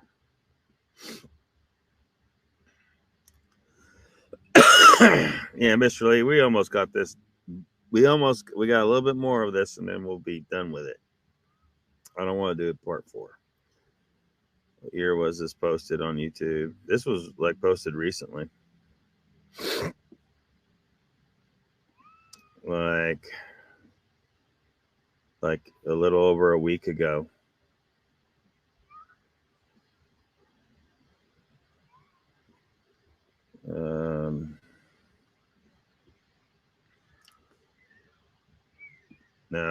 Now it may, if it, I don't know where else it came from, but this channel here shows it was just posted recently. Donald says, so basically he thinks all these sci-fi shows are soft intro to the reality, basically. Yeah. But the reality is most sci-fi ideas are complete bullshit. Sometimes they get lucky with some stuff, but most of it's bullshit. I mean, Captain Kirk had a flip phone, right? And we've gone through flip phones, and we done passed those and said, you know what, the flip phone was kind of stupid. We don't want that. But we've never had a transporter or a food replicator or warp speed, because all that stuff was kind of stupid.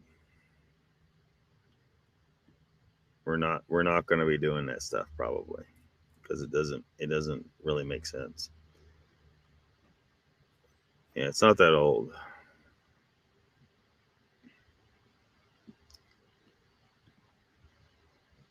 Raptor says, show me the actual TV episode and when it was posted, and not here on YouTube.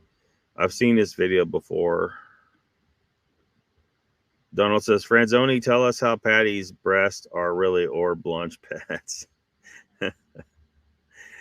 Oh, shit. Raptor says, come on, people, take stuff from TV shows, post on YouTube. The dates are not right. Keep it real. Love y'all.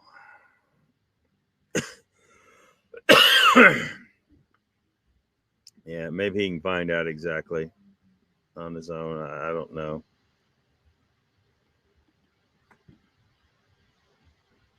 all that you think is woo becomes just straightforward physics. The DOE keeps 2 secrets: nuclear energy, aliens. They have kept those 2 secrets forever. The rest of the country might not be able to keep a secret to save its life, but the DOE has kept those 2 secrets, and they've kept them wrapped up tight. The story I was told 22 years ago about Mount St. Helens and Bigfoot was this: that there's a main pool of magma underneath Mount St. Helens, and to the west of Mount St. Helens there are small pools of magma about 2.5 to 3 miles down. The main pool of magma starts at about 3 miles down, goes 10 miles down. That's the one right under the mountain. And to the west, there's like 10 little small puddles of magma, 30 to 50 miles west. I was told that some of those pools of magma are Bigfoot houses. And the only way you can tell the houses apart from the pools of magma is to watch them year over year, and to see that the edges of some of those pools of magma never change 1 millimeter. And other pools of magma down there, the edges melt, and every year they get bigger and the edges move. And that the pools of magma with the edges that never change are where Bigfoot actually lives, which is super high temperature. We're talking molten rock type temperature, even if it's not molten rock. It's that kind of energy density. It's a huge energy density that they're comfortable as a home. So this is why I think that So now he's telling us that Bigfoot lives in these super heated holes deep in the ground. the eruption of Mount St. Helens had no effect on their bodies whatsoever. And it's fantasy to imagine Big Feet died in the eruption of Mount St. Helens because, of course, they still live in the exact same place they did before the eruption, which is right under our feet, about 2.5 to 3 miles down. This is 30 to 50 miles west of Mount St. Helens, right here. This is where my knowledge stops: is can they be killed or not? This is another aspect. One of the things that I have picked up on is that nothing ever dies. It just goes faster or slower. That in a certain way, we are just a thought form, even though we think we're flesh and blood. And when we die, we go a little faster or a little slower. When we go a little faster as spirits, why, according to electronic voice phenomenon, those spirit voices are twice as fast as our voice. To be that's because what go faster die. Suddenly you sped up faster.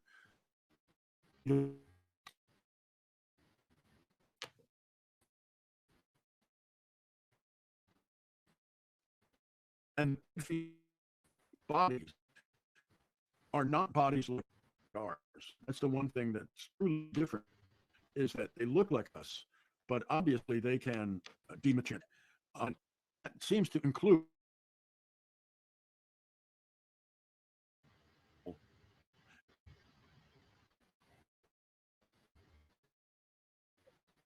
and back again. I feel that this physical structure of their body that I think is precludes any kind of death in this traditional manner. I don't know how they die, but I think they can die. And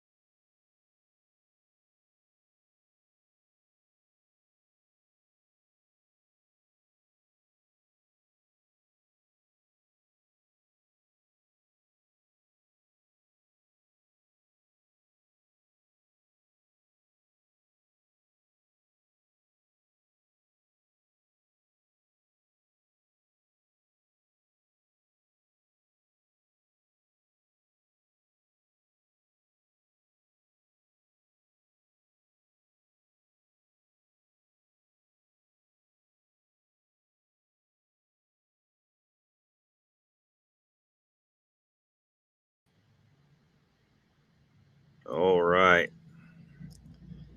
Sorry about that little problem. I'm starting to think there's a reset of the internet here every night or something. I'm going to have to keep.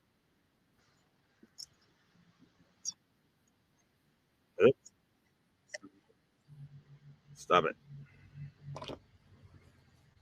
Fucking bullshit. That's what it is. But, all right. Let me bring back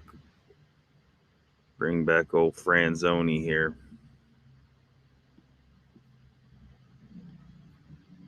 Yep. There he is.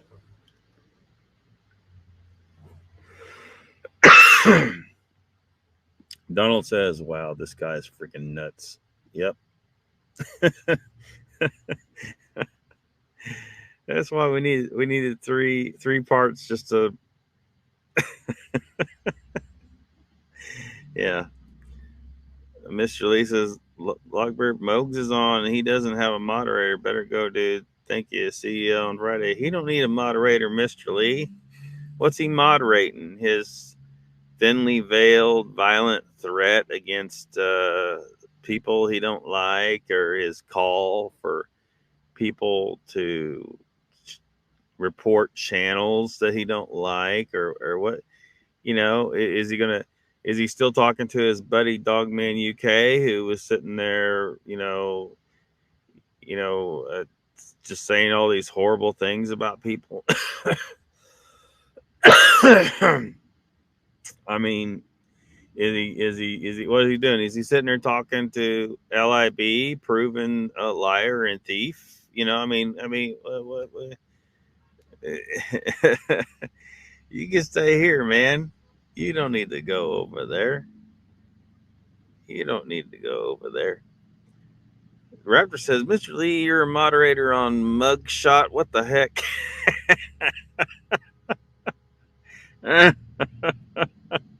Oh, man. Raptor says, in this video is from the late 80s or 90s. I don't know exactly when it was. Donald says, this is where the secrets of the universe are shared. Yeah. We lost you. Yep. Lost. Is there anybody out there? Yeah. I was out here. Just the internet cut out. Just like it did last time. I was starting to think they do it every night or something. Maybe they reset their system.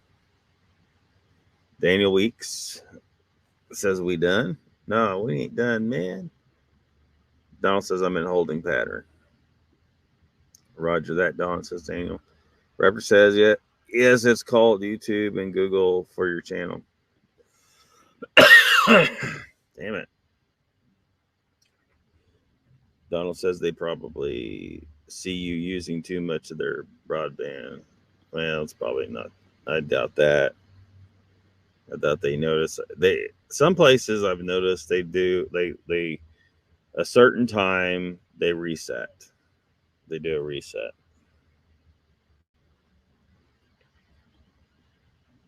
Mr. Lee says, I heard that. Daniel says, hi, Don. Pretty informative show.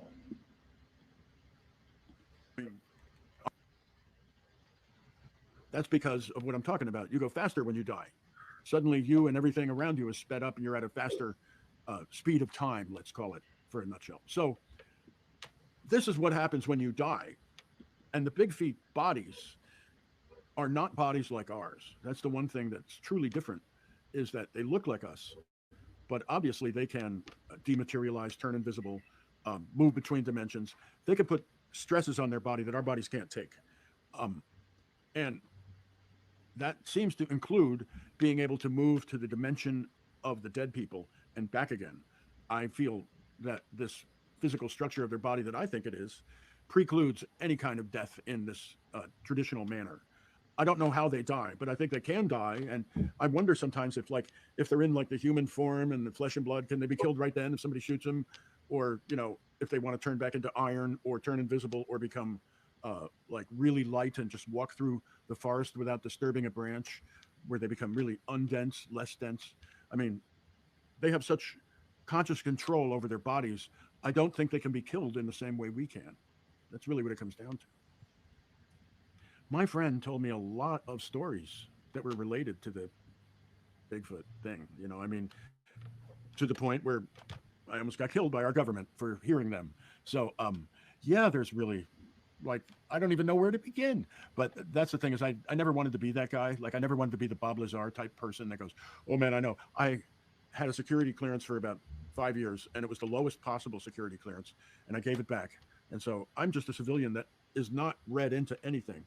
But because I could deduce a lot and I was given cheat codes, I was able to figure out a bunch. So, yeah, I mean, I could actually show you the equation to sum it all up in a very simple. Hey, look at this. But God, what else could I even tell you? We can turn invisible like Big Feet, and our special forces has that technology.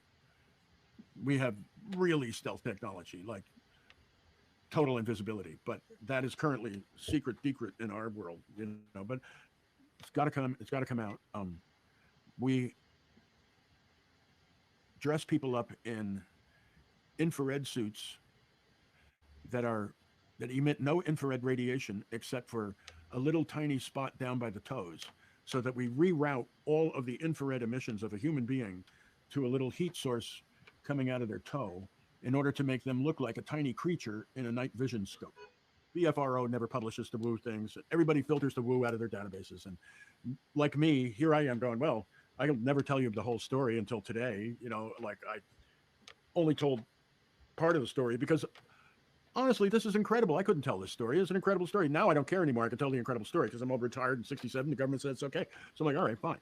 But I mean, to start going, well, Bigfoot works with our Navy on our submarines and underground in Nevada. Yeah. Yeah, what'd you think about that, you guys, huh? You know, like, no, really? Yeah, really. Really, you think he's an ape, but oops, you know. So that it gets weirder. Here's you want to hear the sum up? Where are the most big feet in North America? Under Washington, D.C. Thank you very much. There you go. Yeah. And that concludes this crazy ride this guy took us on. Donald says, Dan, not sure it's good information, but it's information. Yeah. Loch Ness monster. Roger that. Donald says, I think he's Duke's government insider. Very well could be. Very well could be.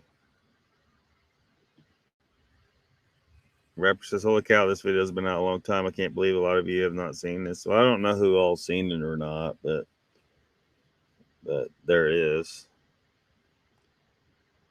I mean, you can see here, you know, some of these crazy ideas, though, that people have taken to believing in.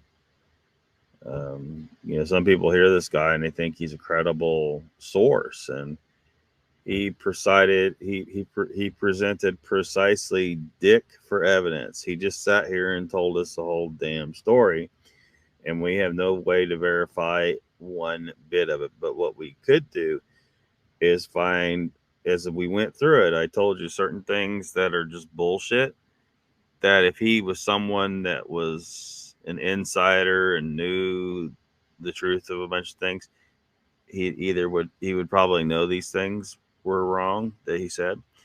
And it sounds like part of this whole story comes straight out of Star Trek. So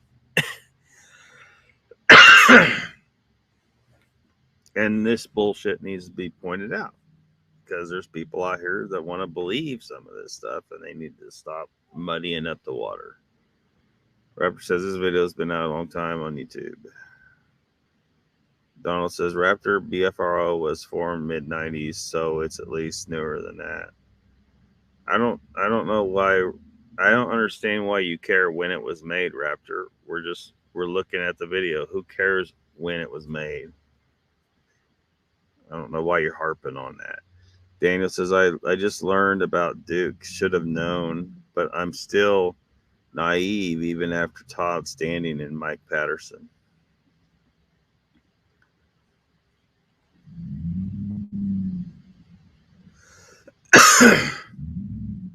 No, Raptor, he just taught the guy just mentioned BFRO. This was not done before BFRO. And why I don't know why you're harping on when this video was made. It doesn't matter when it is made to talk about what is being said in it. We're talking about we're discussing what he's saying. We're not worried about when he said it. It doesn't really matter. What matters is the things that he's saying. Yeah, see, Donald said he just mentioned BFR. Now, I don't know, like, because the original documentary called a flash of a flash of beauty, that obviously is older than this. This is like an update or something, I guess. But at any rate, it doesn't matter when it's made to talk about what's in it. Just like, I mean, who cares?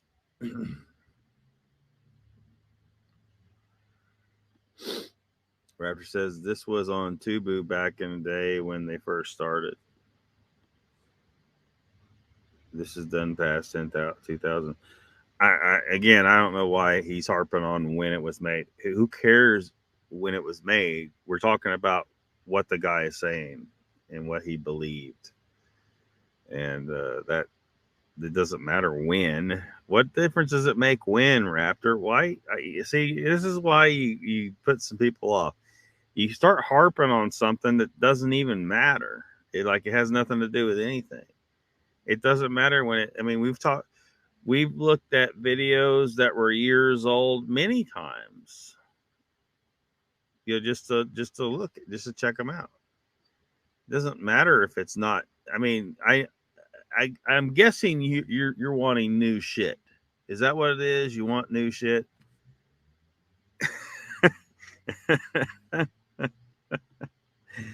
Raptor says, yes, I understand that, but it was before BFRO when they come online. That's important. This guy just talked about how BFRO doesn't put the woo stories on their website. This interview took place post BFRO.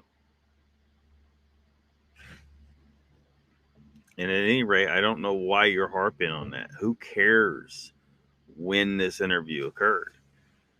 We're talking about the particulars of the things this guy believes, the shit that this guy is spreading or was spreading.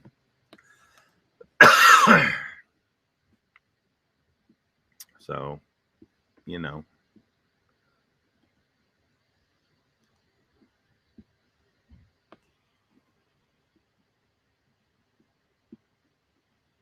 Here, I find a.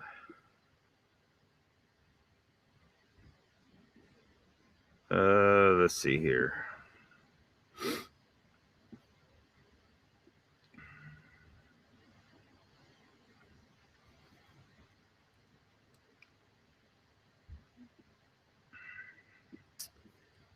How about this video? When did this video come out, Raptor?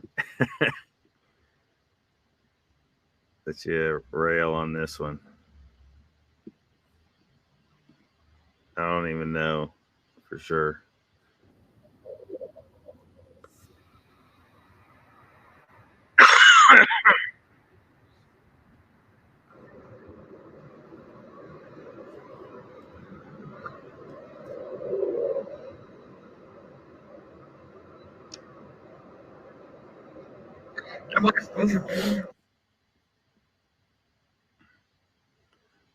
Yep. There's something wandering across the face of that. Bunch of baloney.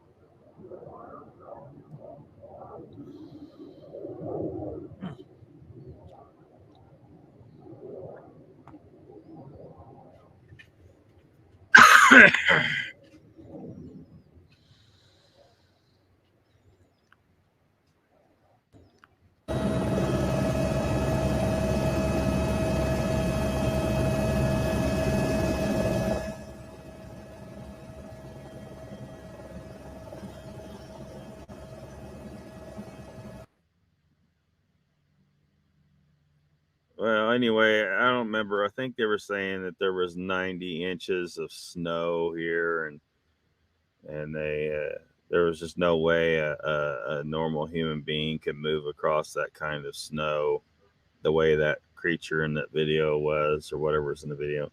And then here, this is later on where a helicopter come and got and filmed the tracks. I don't remember. I think this is Montana. I can't even remember now. Rapper says, yes, I want new information. Don't show the old. Quit making money off the old. I want the newest information out there, but nobody has it. They're doing it for the channel to make money, my opinion.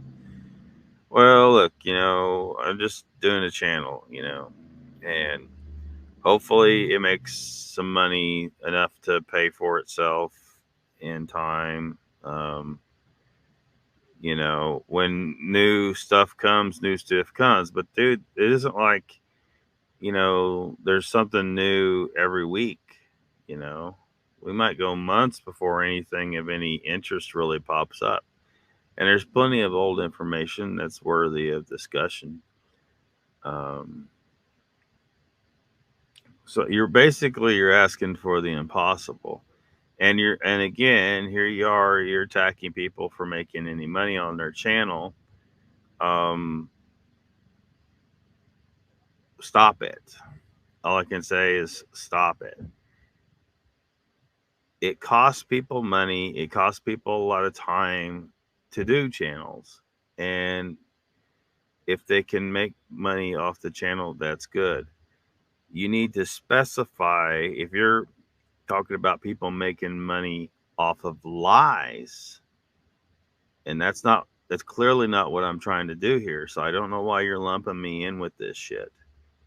If you want to talk about you're making money, go talk to LIB or some other person who's just trying to make money off the subject just because they're just grifting off the subject. They're not actually interested in anything true. That they're LIB, who we showed lies and steals people's pictures and stuff like that. That's bad.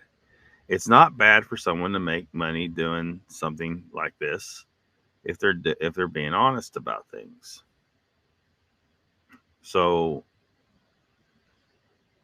for the love of God, shut up about the fucking money. Okay?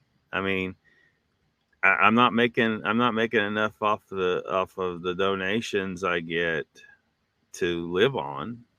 That's why I have other jobs. And I'm not trying to lie to anyone about it. I'm not trying to spread bullshit. I'm not trying to create hoax to material. So why the fuck are you giving me shit about money?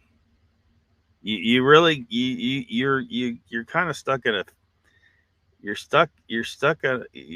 deer in the headlights about channels making money. You really need to drop that subject.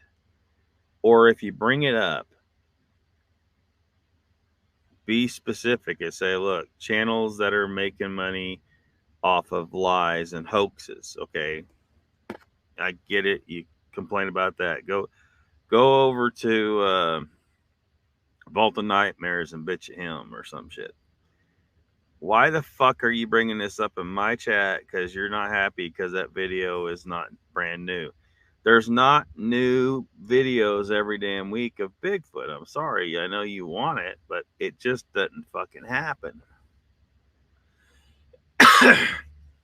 And if people want me out in the woods all the time trying to get video of myself, well, that's got to make money. I can't be out in the woods all the damn time. I got to be, trying to, live and work a job and make money in the, real world here. I can't just be wandering around the woods trying to get video that's probably never going to happen. Most of it's just by chance. People might spend years out there in the woods trying to film something and not get anything really interesting. Now, I've put a bunch of video of me wandering around the woods at night on my channel. It's there. You can go look at it. Maybe you can see a Sasquatch there. I didn't see shit.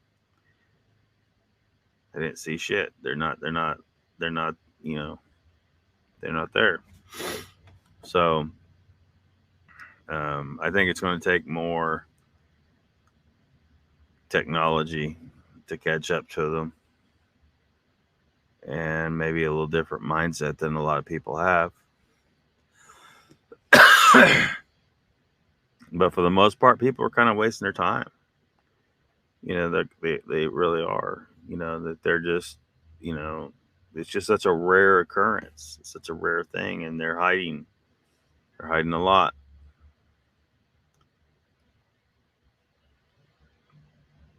So yeah, you want new information? I'm sorry, I'm not aware of any at this time.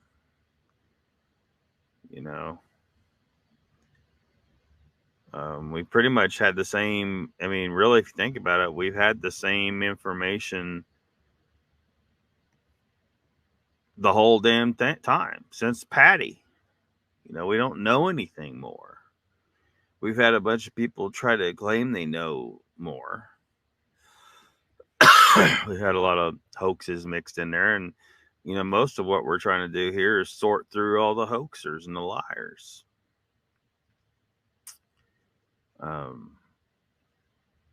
To see, and hopefully we're getting down to the real evidence, but I don't know. Is Dr. Meldrum legit? What if he's not legit? I can't be 100% certain that Dr. Meldrum is legit. Maybe he's just using the subject too. I don't know. But at the moment, he seems like one of the more legit sources of information, and he seems to believe that some of these prints are legit prints. So that's what we got to go on for now, until we find out something different.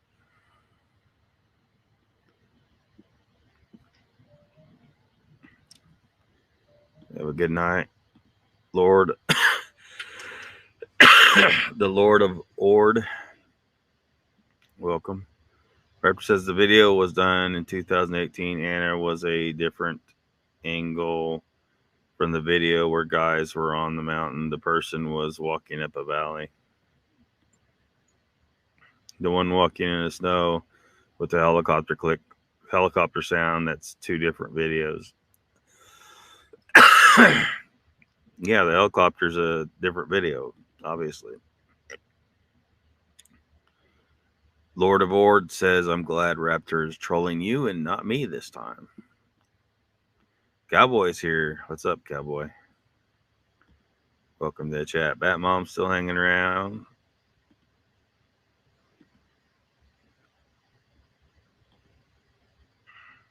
Raptor says, Lock, you're doing okay. All right. Sound like you're jumping on me about money. Boy, I'm rolling in it over here. Not. Raptor should start his own channel. Says Batmom. Yeah, Raptor, start your own channel. You'll see. You'll see. It ends up costing you some money. somehow, some way, and it costs you time. You know, it takes a lot of time to do all this bullshit and figure all this shit out. And you know, Donald's, you know, doing it, his shorts videos and trying to edit that stuff and figuring out that, you know, there's a bunch of bullshit that goes to doing this stuff, and you know, yeah. So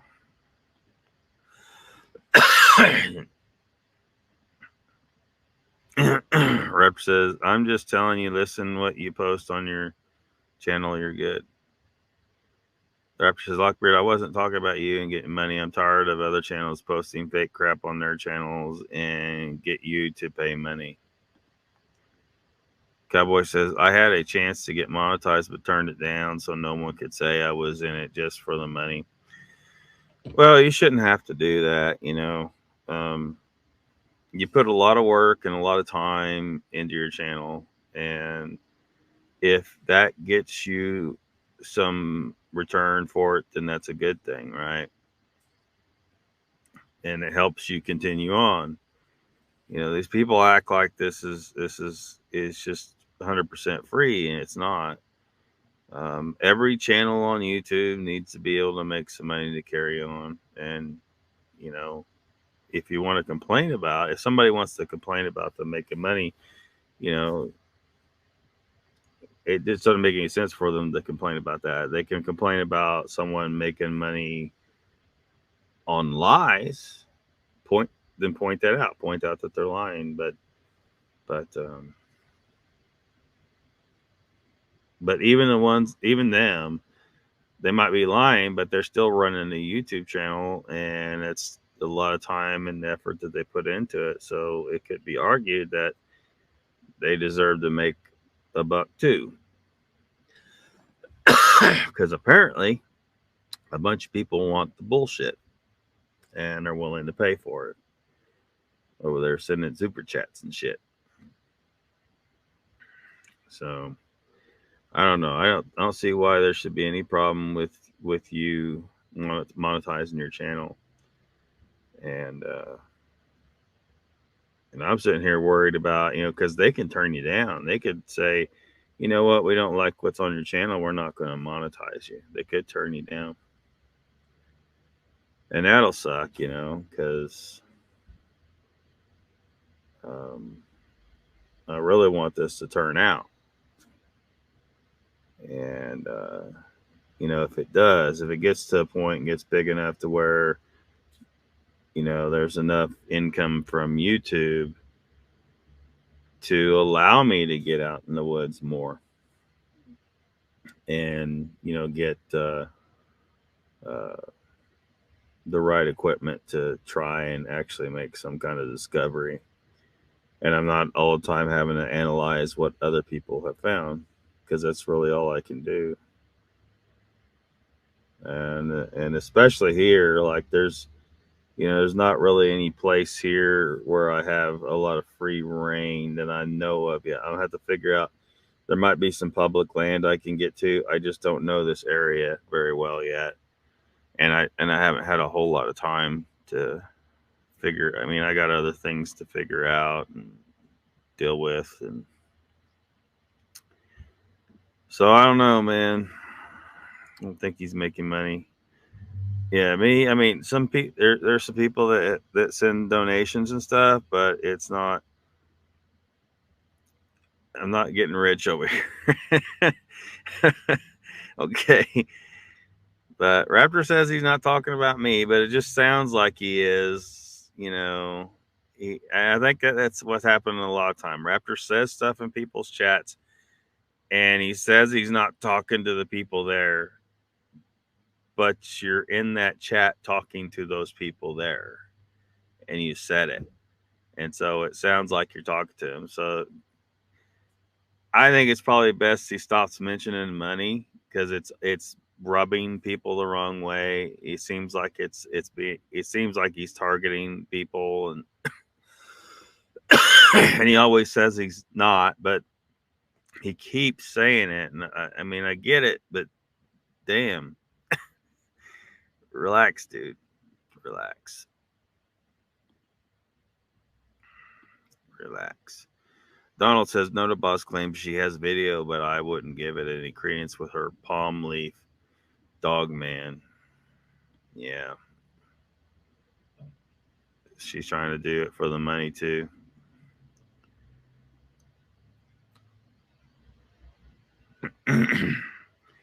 Daniel says, Todd Standing has well over 100,000 subs. Yeah, it's crazy. It's crazy, you know. But, I mean, I guess the good thing is eventually maybe some of those people figure out that he's full of shit and they start supporting channels that are legitimately want answers to what the hell is going on out there in the woods. Why do we have a race of giant, you know, really big hairy people who I believe to be a big hairy race of humans, Homo sapiens. I think they're Homo sapiens. They are us. They're just a big hairy race of people. But you know, why are they? You know, what's really going on there, though? You know, why? Like, I want to know the story behind how did they get this way to where they hide from us, and they do it so well, and why? Because, you know, really, we could speculate, and it's probably a pretty good assumption to make that they probably hide from us because we have a long history of killing everything. We kill everything, and probably some of their, you know, maybe you know, humanity kind of split and their race formed over here somewhere, and then later on our race started moving into those areas where they were at, and they started having interactions with us, and their first interactions with us were getting killed and hunted and eaten in some cases, and they figured out pretty quickly probably that it's better to just not be seen by us, because if we see you, we're going to come and try and find you and hunt you and kill you. And so they, over many generations, they just figured out it's just better to try not to leave any evidence.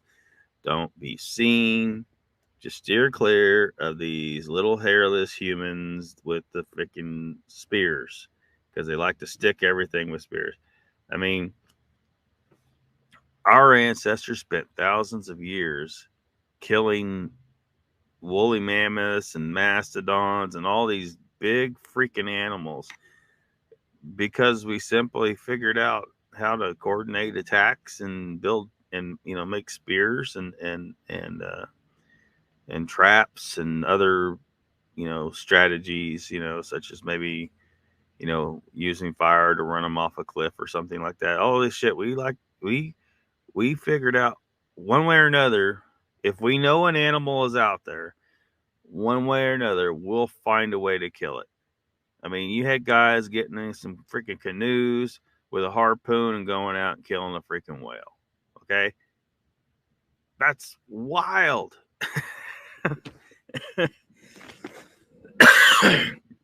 To go out there into an environment that's completely where we could just easily, like, that whale could run, just jump over and land on your canoe and drown your ass. But somehow our bloodthirsty ancestors were out there just wasting whales and shit too.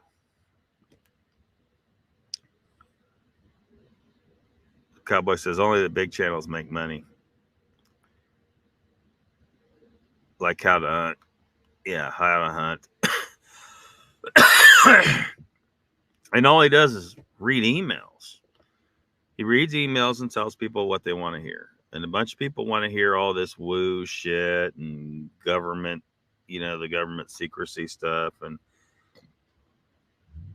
you know, like when I talk about government secrecy stuff, I have to tell you, I can't confirm any of that shit. I don't know for a fact.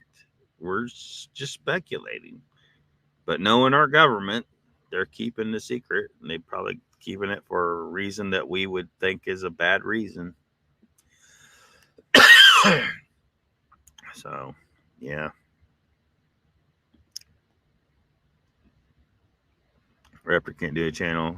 Got another 4 years. Got lawyer said no. Got added another 4 years, 2029. What the hell? I don't know what Raptor's gotten himself into. Cowboy says Todd Standing, Small Town Monsters, Mountain Beast Mysteries.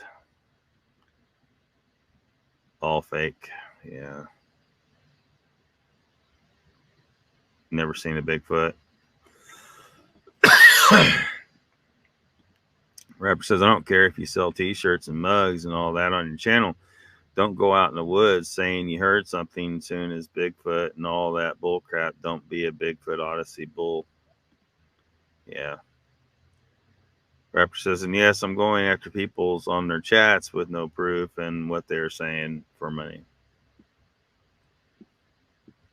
Yep.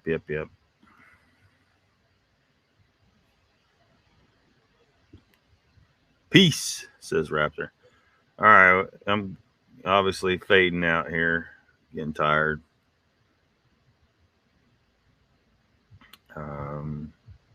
Don't know exactly when the next one will be.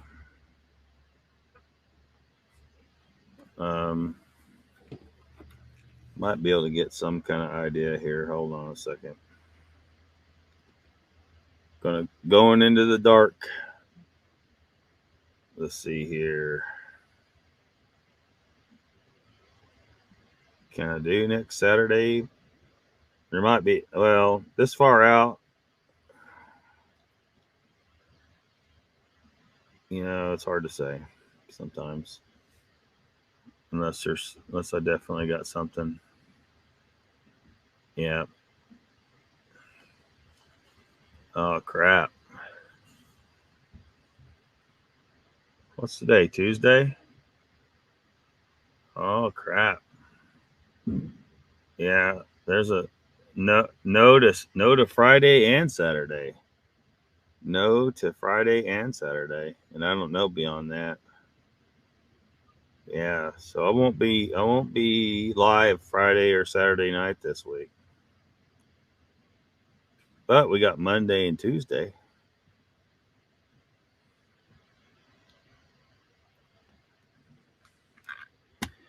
We got Monday and Tuesday, so but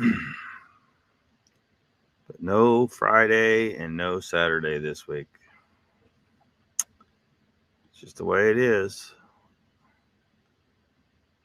Thanks, Donald. Thank y'all for hanging out. Daniel said, yep, that's what I did.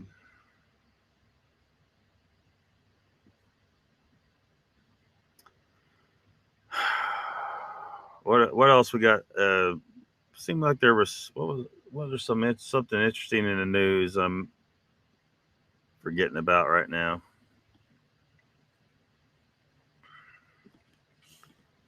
Can't think of it at the moment.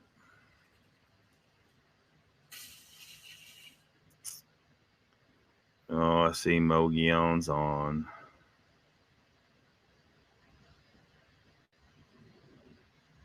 Yep.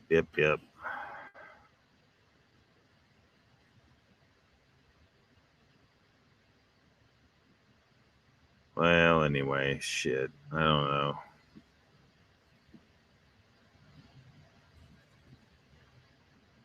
I don't know. Well, let's just wrap her up then. Thanks everybody for hanging out. Don't know when I'll be on live again.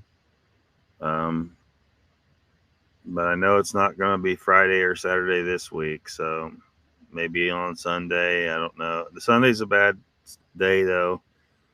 I wouldn't want to ride over Nikki. She would normally be on at 6 to 8, and 8 o'clock's just getting, starting at 8. It's going to be just late for me. I'll be tired. I'll be too tired, really. I kind of don't want to do it that late, but anyway. anyway, we'll see. Also, see everyone soon. All righty then. Thanks for hanging out. Have a good night.